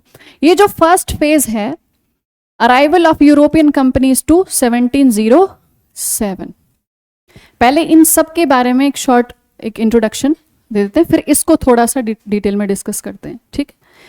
ये कब से शुरू हुआ? अराइवल ऑफ यूरोपियन कंपनीज कब से शुरू हुआ, कब से मानते हो? 1498, 1498 जब पहली बार, है ना, यूरोपियन कंपनीज में से एक, मतलब कौन से यूरोपियन थे जो डायरेक्ट इंडिया आए थे? हाँ, पोर्तुगीज आए थे, वास्को डी गामा, ठीक है, और कहाँ पहुंचे थे वो? कालीकट, ठीक, अच्छा, साउथ इंडिया, ठीक, दक्षिण भारत पहुंचे। यहां से लेकर और हम कहते हैं 1707 तक, 1707, और ये जो डेट है, ये जो ईयर है, ये क्यों इंपॉर्टेंट है? Death of Aurangzeb. एक बार फिर से बताओ, डेथ ऑफ औरंगजेब। एक्चुअल में ये जो ईयर है ना, it is not only known for the death of Aurangzeb, it is known for the beginning of decline of Mughal empire. इसको हम इसलिए नहीं पढ़ते कि औरंगजेब की डेथ हो गई तो अब एक नया समय शुरू हो गया, नहीं, वो इसलिए कि औरंगजेब वो लास्ट मुगल एम्परर थे जिन्होंने लगभग पूरे भारत में अपनी एक शक्ति स्थापित करके रखी थी। और ये मान के चलिए, जिसे कहते हैं ना कि एक यूनिफॉर्म स्ट्रक्चर कहते हैं, पूरे भारत में नॉर्थ टू साउथ पूरा इंडिया, पूरा मुगल साम्राज्य था, उसको कंट्रोल करके रखा। जब जब सेंट्रल अथॉरिटी पावरफुल होगी तब तब टफ डिसीजंस लिए जाएंगे, ना तो रीजनल पावर्स ज्यादा हार्मफुल कुछ एक्शन ले सकती है, ना आउटसाइडर्स उतना बैड इंपैक्ट क्रिएट कर पाते हैं। 1707 तक बहुत सारी यूरोपियन कंपनीज या जितने हम पढ़ते हैं वो सब आ चुके थे। पुर्तगीज आ गए थे, डच आ गए थे, British East India Company, Dane और फ्रेंच 1664। 1498 से आना शुरू हुआ और 1664 तक, 1664 तक ये सारी कंपनीज भारत में आ गई। कितने साल हो गए बताइए? इसको आप एकदम राउंड फिगर 1500 ही कर लीजिए, कितने हो गए? लगभग 165-66 साल, ठीक है। इतने साल भारत में ये यूरोपियन कंपनीज रही, ठीक है। अब उसके बाद की डेट देखिए, 1707 के बाद हमने क्या लिखा है? 1757। कितने साल? 50। अब आप सोच कर देखिए, खुद समझदार हैं कि यही यूरोपियन कंपनीज थी जो 160 साल सिर्फ ट्रेडर बने रहे। और जैसे ही मुगल एम्परर, वो Mughal emperor, the last Mughal emperor जो पूरा पावरफुल था, जो पूरे इंडिया को बहुत हद तक कंट्रोल करके रखता था, जैसे ही वो गया और जैसे ही मुगल पावर डिक्लाइन हुई, वैसे सिर्फ 50 साल लगे थे उनको, सिर्फ 50 साल लगे थे। उनके अंदर इतनी हिम्मत आ गई थी कि उन्होंने भारतीय शासकों के साथ युद्ध कर लिए थे। यही वो कंपनीज थी जो इससे पहले यहां तक परमिशन लेने के लिए इतने बड़े बड़े गिफ्ट्स और इतने सारी चीजें लेके आते थे, किसी तरीके से खुश हो जाएं। ब्रिटिशर्स तुर्की भाषा सीख कर भारत में आए कि जब जहांगीर के दरबार में जाएंगे तो उनकी भाषा में बात करेंगे तो खुश हो जाएंगे, क्योंकि व्यापार करने के लिए परमिशन चाहिए थी। दे वर रिक्वेस्टिंग, परमिशन मांग रहे थे। और वही ब्रिटिशर्स और वही यूरोपियन कंपनीज थी, ठीक है, जो मात्र 50 सालों के अंदर उन्होंने बंगाल, और भी कोई क्षेत्र नहीं, कौन सा? बंगाल, पूरे इंडिया का उस समय का सबसे ज्यादा पावरफुल, सबसे ज्यादा प्रॉस्पेरस एरिया था बंगाल। अकेले बंगाल के रेवेन्यू से माना जाता है कि ब्रिटिश ईस्ट इंडिया कंपनी ने पूरे भारत के एडमिनिस्ट्रेशन का और ट्रेड का खर्चा निकाल लेते थे वो, अकेले बंगाल के रेवेन्यू से। तो सोचिए बंगाल की प्रॉस्पेरिटी क्या होगी। और वो जो रेवेन्यू उनके पास आ रहा था, वो कहां से आ रहा था बताओ? आई रिपीट द सेंटेंस, कि अकेले बंगाल के रेवेन्यू से ब्रिटिश ईस्ट इंडिया कंपनी अपने पूरे ट्रेड का और अपने पूरे एडमिनिस्ट्रेशन का खर्चा निकाल लेते थे। अब बताओ वो रेवेन्यू कहां से आ रहा था बंगाल का? हाँ, टैक्सेस। कहां से लिए जा रहे थे टैक्सेस? एग्रीकल्चर। हाँ, कहां, क्या बोलेंगे हम इसको? कहां से आ रहा था रेवेन्यू? फार्मर से आ रहा था, पीजेंट्री से आ रहा था। अब आप सोच के देखिए उस समय हमारी एग्रीकल्चरल प्रोस्पेरिटी क्या होगी, पीजेंट्स की कंडीशन क्या होगी, कितना प्रोडक्शन वो लोग करते होंगे कि उनके रेवेन्यू से, उनसे रेवेन्यू लेकर वो पूरे भारत का अपना व्यापार और पूरा एडमिनिस्ट्रेशन का खर्चा निकाल लिया करते थे। उस समय एग्रीकल्चर की प्रोस्पेरिटी को देखिए, अकेले बंगाल से। और उसके बाद 1707 से लेके 1757 तक, ये जो डेट है ना, ये जो ईयर्स हैं 1757 and 1764, battle of Plassey and battle of Buxar, और इसको हिस्ट्री में किस नाम से जाना जाता है? इसे कहा जाता है पॉलिटिकल, लिखो, political establishment of British East India company,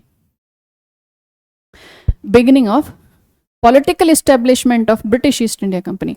और इससे पहले वाला ये जो फेज था 1707 तक का, ये फेज जाना जाता है economic control by European companies, and specifically by British East India Company. So the earliest phase is known as the phase of economic control. Visible to everyone? हाँ? ये फर्स्ट फेज, ये इसको इकोनॉमिक कंट्रोल का phase कहते हैं। इसको क्या कहते हैं? पॉलिटिकल एस्टेब्लिशमेंट का फेज कहते हैं, कि यहां से पॉलिटिकल पावर एस्टेब्लिश कर ली थी 1757 1764 में, बंगाल को अपने कब्जे में कर लिया। यहां पे किस तरीके का रूल एस्टेब्लिश किया उन्होंने? खुद यहां पे तब भी शासन नहीं किया, कैसा रूल लगाया इन्होंने? बताओ क्या कहा जाता है उसे? हाँ, डुअल रूल सिस्टम। भारतीयों को लगे कि भारतीय शासक शासन कर रहे हैं, एक्चुअल में पावर किसके पास थी? ब्रिटिशर्स। एक बात बताइए, जब वो इतने पावरफुल हो गए थे और जब युद्ध जीत ही लिया था, जब शक्ति ले ही ली थी, तो खुद शासन क्यों नहीं किया उन्होंने? बोलो। हाँ ना, वो तो कोई फर्क ही नहीं पड़, वो नहीं। और सोचो,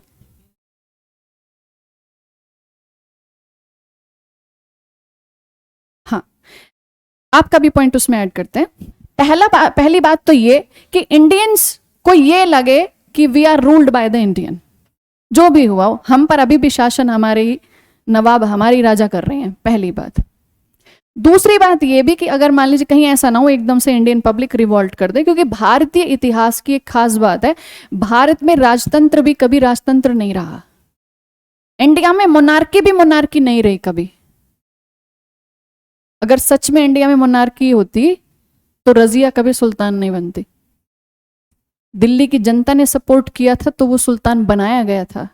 सारे नोबल्स उसके अगेंस्ट में थे, लेकिन दिल्ली की जनता सपोर्ट में थी। तो भारत में दिल्ली सल्तनत की एकमात्र महिला सुल्तान रही हैं वो। तो भारत की जनता भले ही राजतंत्र में रह रही हो, लेकिन फिर भी वहां पे जनता की जो वो कहते हैं एक्सपेक्टेशंस हो गई, उनका इंटरेस्ट हो गया, उनका भरोसा हो गया, इसका हमेशा वैल्यू किया गया था। ठीक है, तो ब्रिटिशर्स को ये भी लगा कि कहीं इंडियन ही रूल करेगा तो ज्यादा बेटर होगा। And the most important thing was, वो सिर्फ शासन करना चाहते थे, रिस्पॉन्सिबिलिटी नहीं लेना चाहते थे। अगर शासक की गद्दी पर खुद बैठ जाते तो जिम्मेदारी खुद की हो जाती, क्योंकि अगर खराब रूल होगा तो जिम्मेदारी किसकी? जो उस गद्दी पे बैठा है उसकी ना। तो उस गद्दी पे कौन बैठा दिखेगा? भारतीय। उस पे तो इंडियन बैठा दिखेगा। तो जनता नाराज किससे होगी? भारतीय से नाराज होगी। 1857 में जब रिवॉल्ट भी हुआ था, तो जो लोग रिवॉल्ट में शामिल थे, जो पीजेंट्री जो शामिल थी, वो अपना गुस्सा, अपने नाराजगी जाहिर करने के लिए उन्होंने वो ब्रिटिशर्स को नहीं मार रहे थे जाके, they were burning the houses of zamindars and money lenders. उन्होंने जमींदारों की और मनी लेंडर्स, जो सेठ साहूकार थे, जिन्होंने डेट ट्रैप क्रिएट कर दिया था, उनके घर जला रहे थे, उनको मार रहे थे, क्योंकि उनके सामने उनको तो वो दिखाई दिए हैं ना हमेशा एक्सप्लॉयटेशन करते वक्त। तो ब्रिटिशर्स के डिप्लोमेसी देखिए कि हम ना सिर्फ यूटिलाइज करेंगे, हम एक्सप्लॉइट करेंगे, और हम एक्सप्लॉयटेशन भी आपके थ्रू ही करेंगे। ठीक, 1857 में इंडियन फोर्स ही थी जो ब्रिटिश बनकर रिवॉल्ट को सप्रेस कर रहे थे। ब्रिटेन से थोड़ी ना लेकर आए थे आर्मी। समझ रहे हो? ठीक है, अब ये जो डिफरेंस जो मैंने अभी बोला कि ब्रिटिश लोग थे, ठीक है, अब उसको यहां समझते हैं। चलो, ये हाँ, यहां से हो गई पॉलिटिकल इस्टेब्लिशमेंट, ठीक है। हाँ, ये वाला specifically by British East India company, ठीक है। अच्छा, अब यहां पॉलिटिकल इस्टेब्लिशमेंट हो गई। अब जैसे पॉलिटिकल इस्टेब्लिशमेंट हुई वैसे वैसे इन्होंने क्या करना शुरू कर दिया, दे स्टार्टेड मेकिंग पॉलिसीज। यहां से इन्होंने पॉलिसीज बनाना शुरू किया, ठीक है। पॉलिसीज कौन कौन सी बताइए, किस टाइप की पॉलिसीज? हाँ, policies for administration, for revenue, है ना। हाँ, चलो पहले एक नाम लिखो, फॉर एडमिनिस्ट्रेशन, फॉर रेवेन्यू, और एक स्टार मार्क कर लीजिएगा इधर।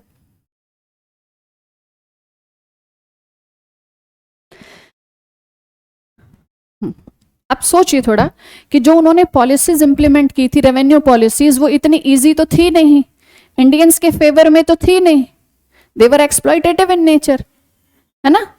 चाहे बंगाल बिहार वाले क्षेत्र में उन्होंने परमानेंट सेटलमेंट लगाया हो, चाहे साउथ में उन्होंने रैयतवाड़ी सिस्टम इंप्लीमेंट किया हो, चाहे नॉर्थ और वेस्ट वाले रीजन में उन्होंने महलबाड़ी सिस्टम इंप्लीमेंट किया, नाम ही अलग है बस। इम्पैक्ट जो था ना, प्रोसेस अलग है, नाम अलग है, इम्पैक्ट जो था ना वो सेम था। और इम्पैक्ट ये था कि तीनों ही जगह में, या फिर ये कहीं पूरे हिंदुस्तान में एक्सप्लॉइटेशन ही हो रहा था।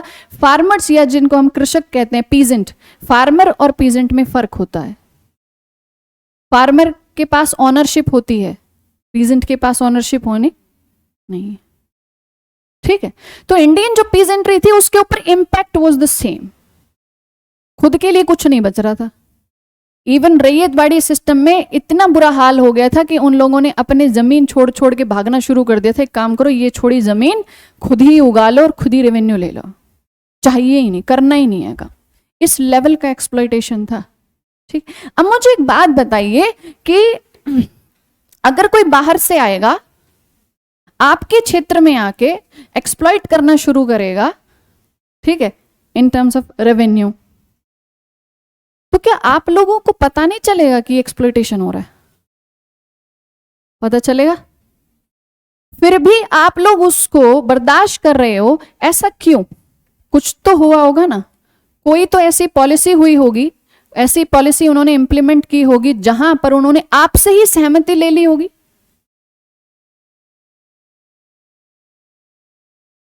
और सोच, देखो उन्होंने किया क्या, बड़े तेज लोग थे। भारत में आने के बाद, भारत में आते उन्होंने बोलना शुरू कर दिया कि इंडियंस आर वेरी अनसिविलाइज्ड।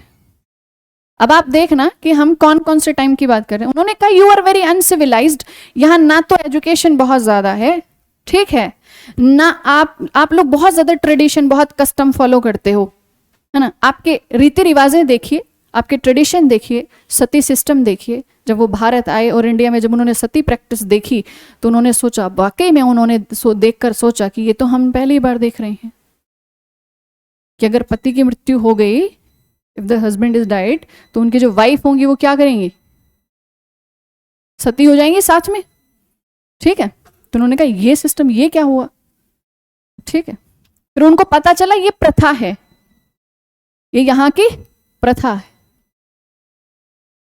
ठीक। अब उन्होंने इस चीज के लिए इंडियंस को बोलना शुरू कर दिया, इसको बंद हो गया, ठीक हो गया।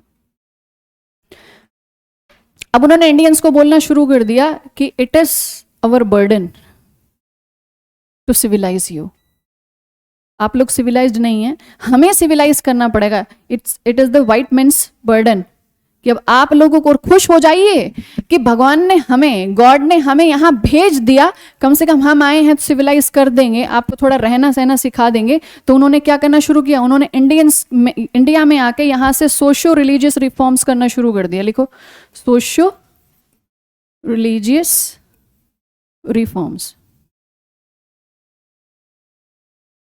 और ये सोशो रिलीजियस रिफॉर्म्स करने के लिए उन्होंने इंडिया से ही कुछ इंडियंस को मोटिवेट भी किया, और कुछ इंडियंस ने भी रियलाइज किया कि वाकई में देखो it is not about the Britishers, है ना।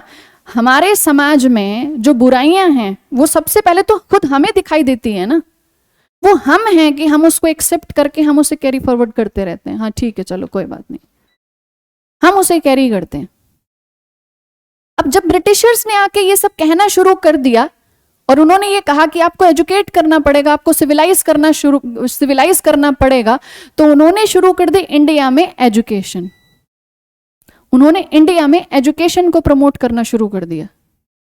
उनके माइंड में एक बात चल रही थी कि जैसे ही इंडियंस अब सारे के सारे, और आप एक चीज देखना, जब पहली बार एजुकेशन के लिए बात हुई 1813 के एक्ट में, ठीक है, तब से लेके लास्ट तक, बहुत बाद तक आप देखना कि कभी भी ऐसा नहीं हुआ कि सारे के सारे इंडियंस को एजुकेटेड बनाना है। कभी ऐसा हुआ था? वो सिर्फ ये चाहते थे कि इंडियंस में से कुछ लोग ये जो हैं इनको आप एजुकेशन दे दो, एक एजुकेटेड एक एलीट क्लास डेवलप कर दो इंडिया में।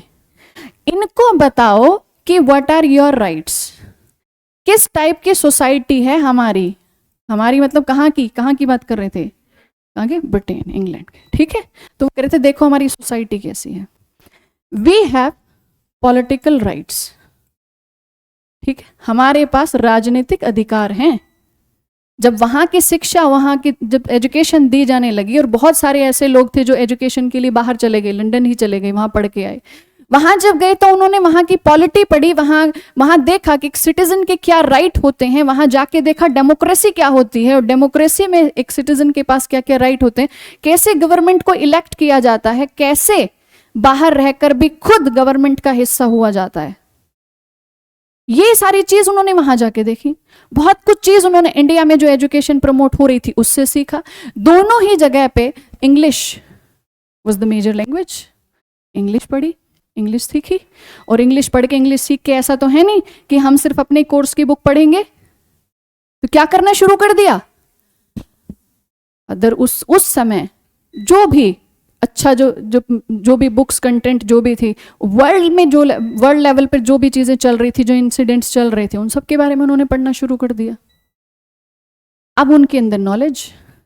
अब एक बात बताओ, जब इस तरीके से जब ये नॉलेज मिलेगी, जब मोनार्की में रहने वाला भारतीय जब डेमोक्रेसी को देख कर आएगा, है ना, जिसने सदियों से सिर्फ राजतंत्र देखा हो, जिसने राजा के आदेशों का सिर्फ पालन किया हो, अगर उस व्यक्ति से, किसी भी भारतीय व्यक्ति से जाके कोई ये बोल दे कि चाचा आप एक भारत के नागरिक हैं और इस नाते आपके अधिकार बनते हैं कि आप सरकार का चुनाव करो, बताओ उसे यकीन होगा? वो क्या कहेगा, चल पागल। ऐसा हमने कहीं सुना है, कहीं देखा है? यहाँ तो राजतंत्र है, राजा बनते हैं, अपने आप बनते हैं। ठीक। अब ऐसे भारतीय जब डेमोक्रेसी देखेंगे और उनको ये पता चलेगा कि हाँ रिप्रेजेंटेशन होता है, और डेमोक्रेटिक नेशन में जितनी भी पॉलिसीज बनती हैं सारी की सारी पॉलिसीज सिटीजन सेंट्रिक होती हैं, तो ये लोग क्या करेंगे, ये लोग कहेंगे ब्रिटिशर्स से कि ब्रिटिशर्स आप यहीं पे रह जाओ, आप रुको और आप सच में सुधार कर दो। और जो सिस्टम आपका ब्रिटेन में है ना, वही पॉलिटिकल सिस्टम, वैसी ही सोसाइटी, वैसा ही प्रोग्रेसिव माइंडसेट आप इंडिया में क्रिएट कर दो। तो इसके बिहाफ पे उन्होंने क्या किया था, उन्होंने एक एजुकेटेड क्लास उन्होंने बनाई जो ब्रिटिशर्स को सपोर्ट करने वाली हो, जो दिखने में तो भारतीय हो लेकिन उनके विचार ब्रिटिश हो जाएं। ठीक, ये वही चेंज वाला टाइम था। अब यहां से कुछ एजुकेटेड लोग इकट्ठे हुए, आए आगे, उन्होंने इस सोशो रिलीजियस रिफॉर्म मूवमेंट में उनका सपोर्ट किया। ठीक है, अब इनको पता था देखो सुधार करना है, ऐसे लोग यहां पे डेवलप हो गए। अब ये जो लोग हैं जो ऑर्थोडॉक्स माइंडसेट वाले हैं, ये क्या करेंगे, विरोध करेंगे, है ना। जब ये विरोध करेंगे तो ब्रिटिश को पीटने जाएंगे कि ये जो एजुकेटेड क्लास है ये इसको चैलेंज करेंगे, इसको चैलेंज करेंगे ना। और ये लोग क्या करेंगे, उस चैलेंज को किसी भी तरीके से मैनेज कर लेंगे। और जब इनको चैलेंज होगा तो they were asking help from us, फिर हम लीगल हेल्प प्रोवाइड करेंगे, कुछ लीगल चेंजेस करेंगे इंडियन सोसाइटी में, और ये हो जाएगा कि भाई हाँ, भारत में सच में कमियां हैं और हमारा तो यहां रहना बहुत ज्यादा जरूरी है। और ये चीज भी समझ में आने लगी कि इन केस इन फ्यूचर कभी भी इंडियंस का रिवॉल्ट हुआ तो एक प्रोटेक्शन शील्ड हमारी यहाँ तैयार हो चुकी है। जब भी इस तरीके का कुछ भी इंसिडेंट होगा तो ये एजुकेटेड क्लास खुद हमें फेवर करेगी।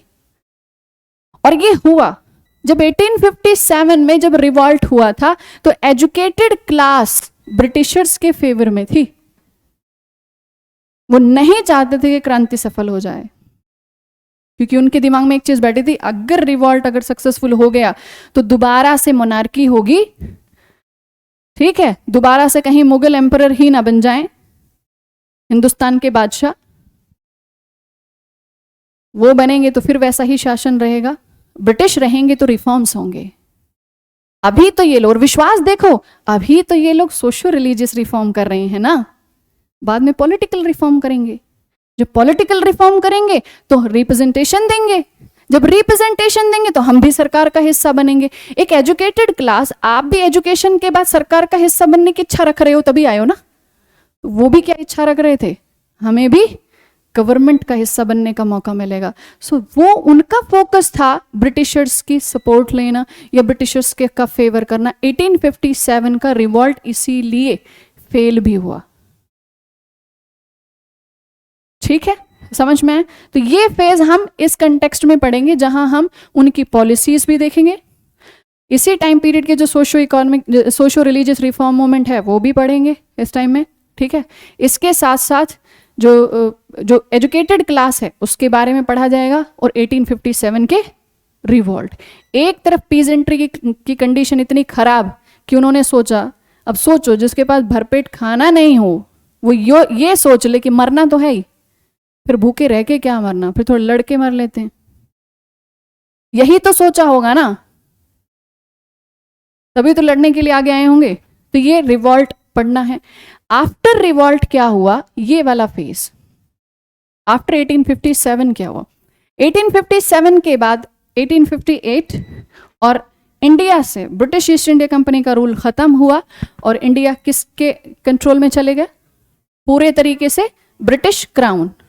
अब आप खुद सोचिए, जैसे ही ब्रिटिश क्राउन आया वैसे ही इंडिया कॉलोनी बन गया।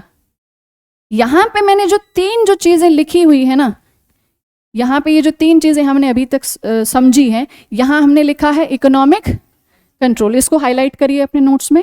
उसके बाद यहां पे पॉलिटिकल एस्टेब्लिशमेंट को हाईलाइट करिए, ठीक है, और यहां पे एक टर्म लिखिए कल्चरल डोमिनेंस।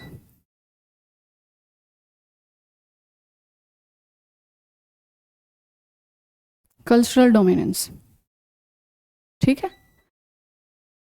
ये जो 3 चीजें हैं ना, 3 टर्म हैं, these are the 3 phases of, बताओ किस चीज के फेजेस हैं ये। सबसे पहला इकोनॉमिक कंट्रोल, दूसरा पॉलिटिकल एस्टेब्लिशमेंट और तीसरा the most important one is cultural dominance. These are 3 phases of colonisation. Colonisation तब तक कंप्लीट नहीं माना जाता जब तक जिस जगह को कॉलोनी बनाया जा रहा हो वहां पर कल्चरल डोमिनेंस क्रिएट ना हो जाए। अपनी संस्कृति, जो कॉलोनी बनाने वाली पावर है, जो इंपीरियलिस्टिक पावर है, वो अपनी संस्कृति का प्रभुत्व स्थापित ना कर दे तब तक कॉलोनी नहीं मानी जाती। ऐसा क्यों? जब इकोनॉमिक और पॉलिटिकल कंट्रोल था ही तो कल्चरल डोमिनेंस की जरूरत क्या थी? क्यों ऐसा? क्योंकि कॉलोनाइजेशन का कॉन्सेप्ट क्या कहता है, ये इंपीरियलिस्टिक पावर है और this is the nation B, ठीक है, ये है कॉलोनी। एक कॉलोनी का मेजर ऑब्जेक्टिव और रिस्पॉन्सिबिलिटी क्या मानी जाती है कि इसकी बाउंड्री में जितने भी नेचुरल रिसोर्स हैं, ठीक है, और जितना भी ह्यूमन रिसोर्स है वो सारा का सारा इसके डेवलपमेंट के लिए काम करता है। ये होता है कॉलोनाइजेशन में, ठीक है। ये कब तक काम नहीं करेगा? अगर सिर्फ इकोनॉमिक और पॉलिटिकल कंट्रोल तक रुक जाते तो प्रोसेस यहीं तक रह जाती। जैसे ही दे डिसाइडेड कि हाँ अब ह्यूमन रिसोर्स को अपने फेवर में करना, तो ह्यूमन रिसोर्स तो तभी सर्व करेगा जब वो आपकी आइडियोलॉजी को फेवर करना शुरू कर दे। और यही हुआ था इंडिया में। 1857 तक इंडिया कॉलोनी बन चुकी थी। ये कॉलोनाइजेशन के तीनों फेजेस इंडिया में कंप्लीट हो चुके थे। और फिर आया 1857 के बाद का टाइम, दिस वन 1857 से 1885। अब इसको थोड़ा सा ब्रॉडली देख लेते हैं, इसमें क्या हुआ। अब एक बात बताए, expectations were on the high level. कैसी एक्सपेक्टेशंस? एजुकेटेड इंडियंस की, अब हमें पॉलिटिकल राइट मिलेंगे, अब तो गवर्नमेंट हम भी फॉर्म करेंगे, अब तो रिप्रेजेंटेशन होगा, अब मोनार्की से अब हम डेमोक्रेसी की तरफ शिफ्ट करेंगे। ये एक्सपेक्टेशंस थी। कॉन्स्टिट्यूशनल रिफॉर्म्स कहा जाता है इनको, ठीक है। इंडियंस ने डिमांड करना शुरू कर दिया कॉन्स्टिट्यूशनल रिफॉर्म के लिए।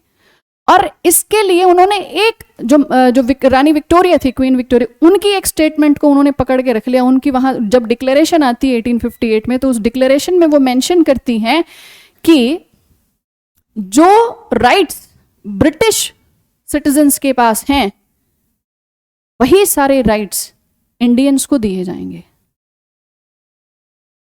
अब इसी बात को जो एजुकेटेड क्लास थी उसने होल्ड कर लिया, उसने पकड़ के बैठ गए।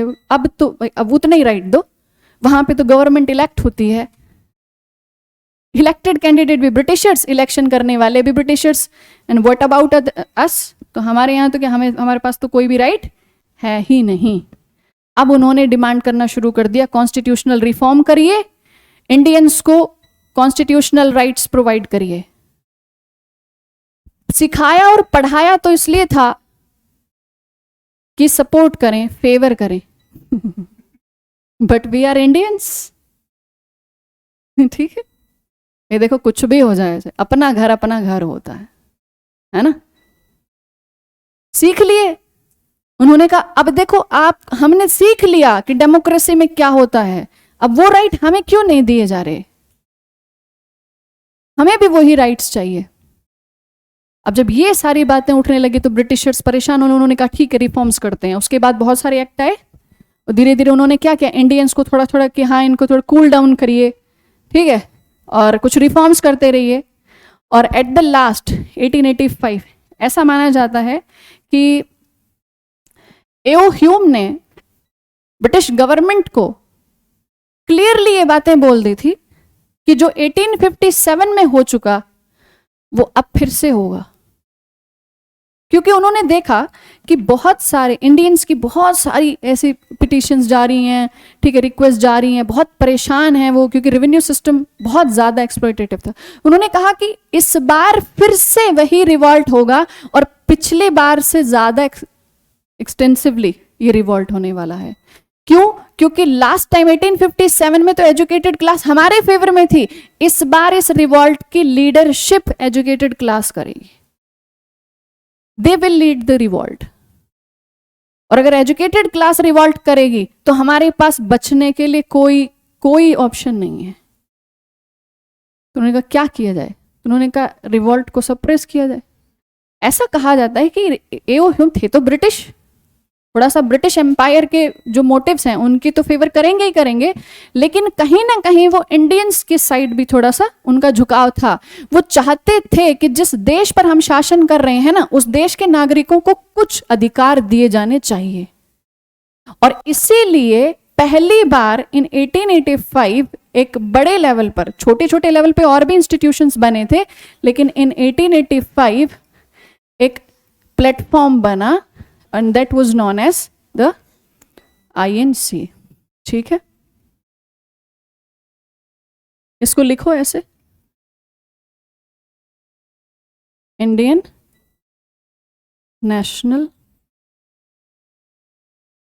कांग्रेस। ठीक, इंडियन नेशनल कांग्रेस का फॉर्मेशन हुआ। अब एक बात बताओ, ये नाम क्यों फाइनल किया गया, क्यों रखा, इसका मतलब क्या है? 1885 से पहले तक इंडिया में किसी भी क्षेत्र में चले जाओ तो पहचान बहुत सारी हुआ करती थी। कोई कहता था हम बंगाली हैं, कोई कहता था हम मराठी हैं, कोई गुजराती, समझ रहे हो, मल्टीपल आइडेंटिटीज। रीजनल जो आइडेंटिटी थी ना वही सबसे बड़ी थी, जिसे कहते हैं क्षेत्रीय पहचान। किस क्षेत्र से हैं आप, अपनी अपनी भाषा, बस वही सब कुछ है। अपना खान पान, हमारे यहाँ जो परेशानी है वो परेशानी है, और दूसरे क्षेत्र के जो लोग होते थे, दूसरे रीजन के लोग होते थे, उनको क्या कहा जाता था, परदेसी। परदेसी, परदेसी अभी अभी मतलब क्या होता है, दूसरे नेशन का। तब क्या माना, दूसरे क्षेत्र का जो लोग, कोई भी व्यक्ति आ रहा है तो उसे कहते परदेसी। ये रीजनल वेरिएशन का, ये बहुत जो कहते हैं ना रीजनैलिटी का, ये एक मेजर फीचर होता है। बस जो क्षेत्र अपना है बस उसी को प्रमोट करना है, उसी की भाषा, उसी की संस्कृति को प्रमोट करना है, उसी पे ध्यान। जैसे ही 1885 आया और कुछ ऐसे नेशनलिस्ट लीडर्स सामने आए और उन्होंने कहा कि इसका जो नाम होना चाहिए वो क्या होना चाहिए, इंडियन नेशनल कांग्रेस। जब भी बात आएगी कि आप कौन हैं, so Indian will represent our identity. इसका मतलब जितने भी लोग इस इंस्टीट्यूशन का, इस प्लेटफॉर्म का हिस्सा होंगे, उनकी एक ही पहचान होगी, वो कौन होगा, भारतीय होगा। डजेंट मैटर वो कहां से है, किस क्षेत्र से हो, कोई भी हो। ये नहीं पूछा जाएगा कि आपका धर्म क्या है, यहां पे कोई धर्म जैसा कुछ है क्या, कोई पहचान है, नहीं। किस क्षेत्र से हो, डजेंट मैटर। किस रिलीजन को फॉलो करते हो, डजेंट मैटर। कौन सी भाषा बोलते हो, डजेंट मैटर। आपकी इकोनॉमिक कंडीशन कैसी है, डजेंट मैटर। आप महिला हो कि पुरुष हो, डजेंट मैटर। सिर्फ भारतीय हो। एक पहचान देने के लिए इसे इंडियन वर्ड इसमें शामिल किया गया। दूसरा क्या है यहां पर, नेशनल। इसका मतलब यह है कि जब सब लोग इकट्ठे होंगे तो जितने भी मैटर्स होंगे या जो भी प्रॉब्लम्स होंगे जिनके सोल्यूशन के लिए इकट्ठा हुआ जाएगा, या जो अधिकारों की जो डिमांड होगी, वो किस लेवल के होने चाहिए, नेशनल लेवल के इश्यूज डिस्कस होंगे। हम अब देश के हिसाब से सोचेंगे, हम अपने क्षेत्र के हिसाब से नहीं सोचेंगे। अब एस्पेक्ट कैसा हो गया, ब्रॉड हो गया। National issues will be discussed. और थर्ड वन इज कांग्रेस।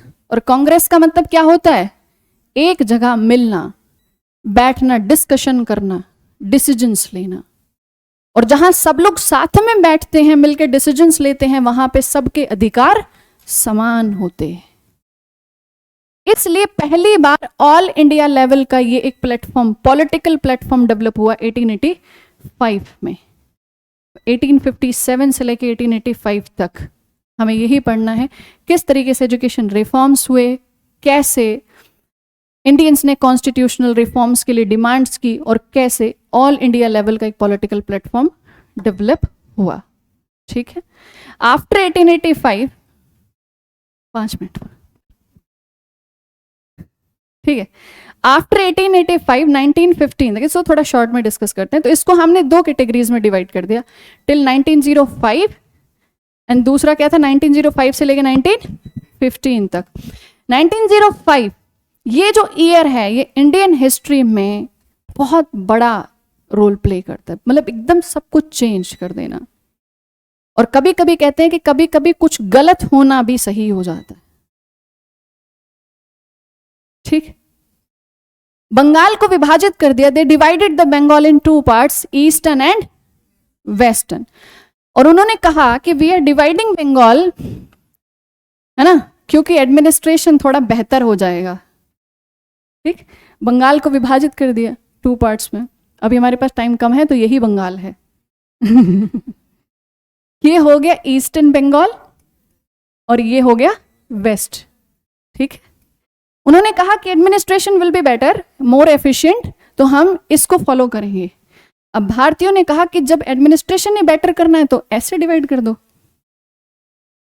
यही क्यों, क्योंकि तुम्हारी इंटेंशन सही नहीं है। कोई एडमिनिस्ट्रेशन वाली कोई बात नहीं, इतने सालों से तुम इसी बंगाल को संभाल रहे हो और यहीं के रेवेन्यू से पूरा देश चला रहे हो, ये तो मैटर है ही नहीं। मैटर क्या है, जो ईस्टर्न बंगाल था यहाँ की मेजॉरिटी पॉपुलेशन वाज मुस्लिम और यहाँ की मेजॉरिटी पॉपुलेशन वाज हिंदू। अब इससे भी ये तो एक दिक्कत है ही। उन्होंने कहा कि आपने तो क्या कर दिया, रिलीजन बेसिस पे डिवीजन कर दिया, टेरिटरी डिवाइड नहीं कर रहे, you are dividing Indians on the name of religion. इससे भी गलत उन्होंने क्या किया, उन्होंने क्या, अब उस टाइम पे क्या हो रहा था कि जितनी भी गवर्नमेंट की एग्जीक्यूटिव बॉडीज और जो ऑफिस वगैरह थे, जो भी काम होता था, एजुकेशन सेंटर्स थे, majority of them were located on the western side.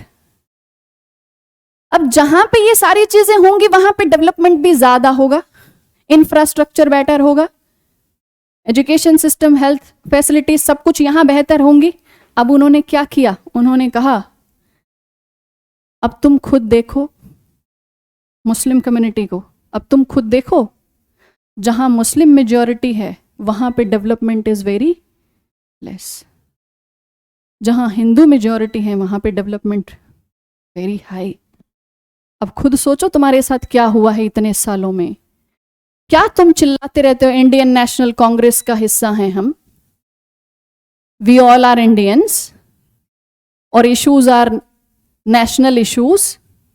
अगर सच में ऐसा रहा होता तो डेवलपमेंट सिर्फ उस एरिया में ना होता जहां पे हिंदू मेजॉरिटी रहती है।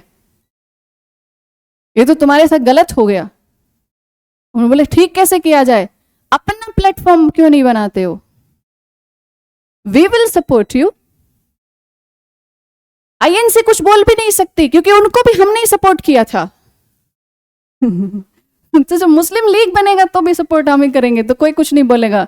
तो यहां पे क्या बना दिया, मुस्लिम लीग बन गया एक अलग से। और यहां से मान के चलो कि इंडिया में कम्युनलिज्म की शुरुआत हो गई 1906 से। ठीक, अब जैसे ये डिवाइड हुआ तो बहुत सारी जो पॉपुलेशन थी उस समय उन्होंने कहा कि ये सब मत दिखाइए क्योंकि शासन आप ही के हाथ में है, डेवलपमेंट आपके कंट्रोल में था, ये आपकी गलती है कि आपने इस एरिया में ज्यादा डेवलपमेंट किया। अब इसको दूसरी पिक्चर बना के मत पेश करो। अब और समझ गए कि ये तो डिवाइड करने की बात चल रही है। और तब सब लोगों ने क्या कहा कि नहीं, हम सब मिलके लड़ेंगे, इस डिवीजन का विरोध करेंगे। और तब इंडिया में एक मूवमेंट स्टार्ट हुआ, स्वदेशी एंड बायकॉट मूवमेंट। ये बहुत बहुत बहुत बड़ा मूवमेंट यहाँ पे शुरू हुआ जब 1905 के इसका विरोध होना शुरू हुआ। दो मूवमेंट्स यहाँ पे स्टार्ट हुए। ये हमें सुनने में बड़ा आसान लगता है, स्वदेशी एंड बायकॉट मूवमेंट, ये बड़ा इजी लगता है। हाँ, स्वदेशी, इसका मतलब समझ के देखो। स्वदेशी का मतलब कि जो भी गुड्स और सर्विसेज हम अभी तक यूज करते आ रहे हैं, अब हम सिर्फ स्वदेश में निर्मित वस्तु और सेवा का ही इस्तेमाल करेंगे। अगर हम गवर्नमेंट जॉब में भी हैं तो वो भी सर्विस है ना। अगर वो स्वदेशी नहीं है, वो ब्रिटिश है, तो उस सर्विस को भी छोड़ दिया जाएगा। तो स्वदेशी में अपनाने की बात थी और बायकॉट में छोड़ने की बात थी। यहां उन्होंने कहा कि हम सब कुछ स्वदेशी यूज करेंगे, तो उन्होंने कहा है ही नहीं तुम्हारे पास, यूज कैसे करोगे? तो उन्होंने कहा वी विल क्रिएट। तो यहां से क्रिएटिव वर्क शुरू हुए।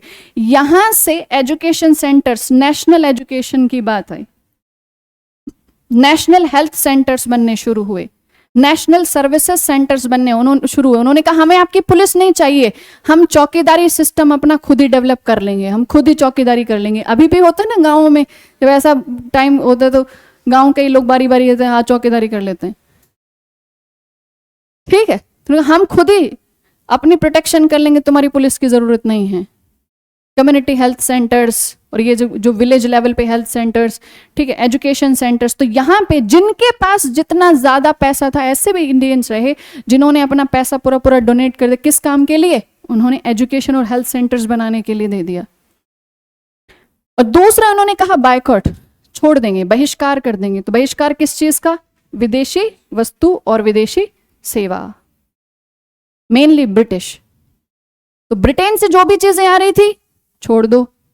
ब्रिटिश ऑफिस में काम कर रहे हो, इंडिया में ही है लेकिन है तो ब्रिटिश, छोड़ दो। स्कूल छोड़ दो, कॉलेज छोड़ दो, नौकरी छोड़ दो। अब इससे ब्रिटिशर्स परेशान होने का, ये तो हालत खराब कर दी इन्होंने। काम कौन करेगा इन दफ्तरों में? सारे ब्रिटिश थोड़ी लेकर आएंगे। इतना प्रेशर क्रिएट हो गया था कि 1911 में उनको ये जो डिवीजन वाला जो उनका डिसीजन था उसको कैंसिल करना पड़ा, और इसके साथ एक डिसीजन और लेना पड़ा। उन्होंने कहा बंगाल की राजनीति अब बस की नहीं है संभालना, अब राजधानी को दिल्ली शिफ्ट किया जाए। और बंगाल से छोड़ के कहाँ पहुंच गए? दिल्ली पहुंच गए।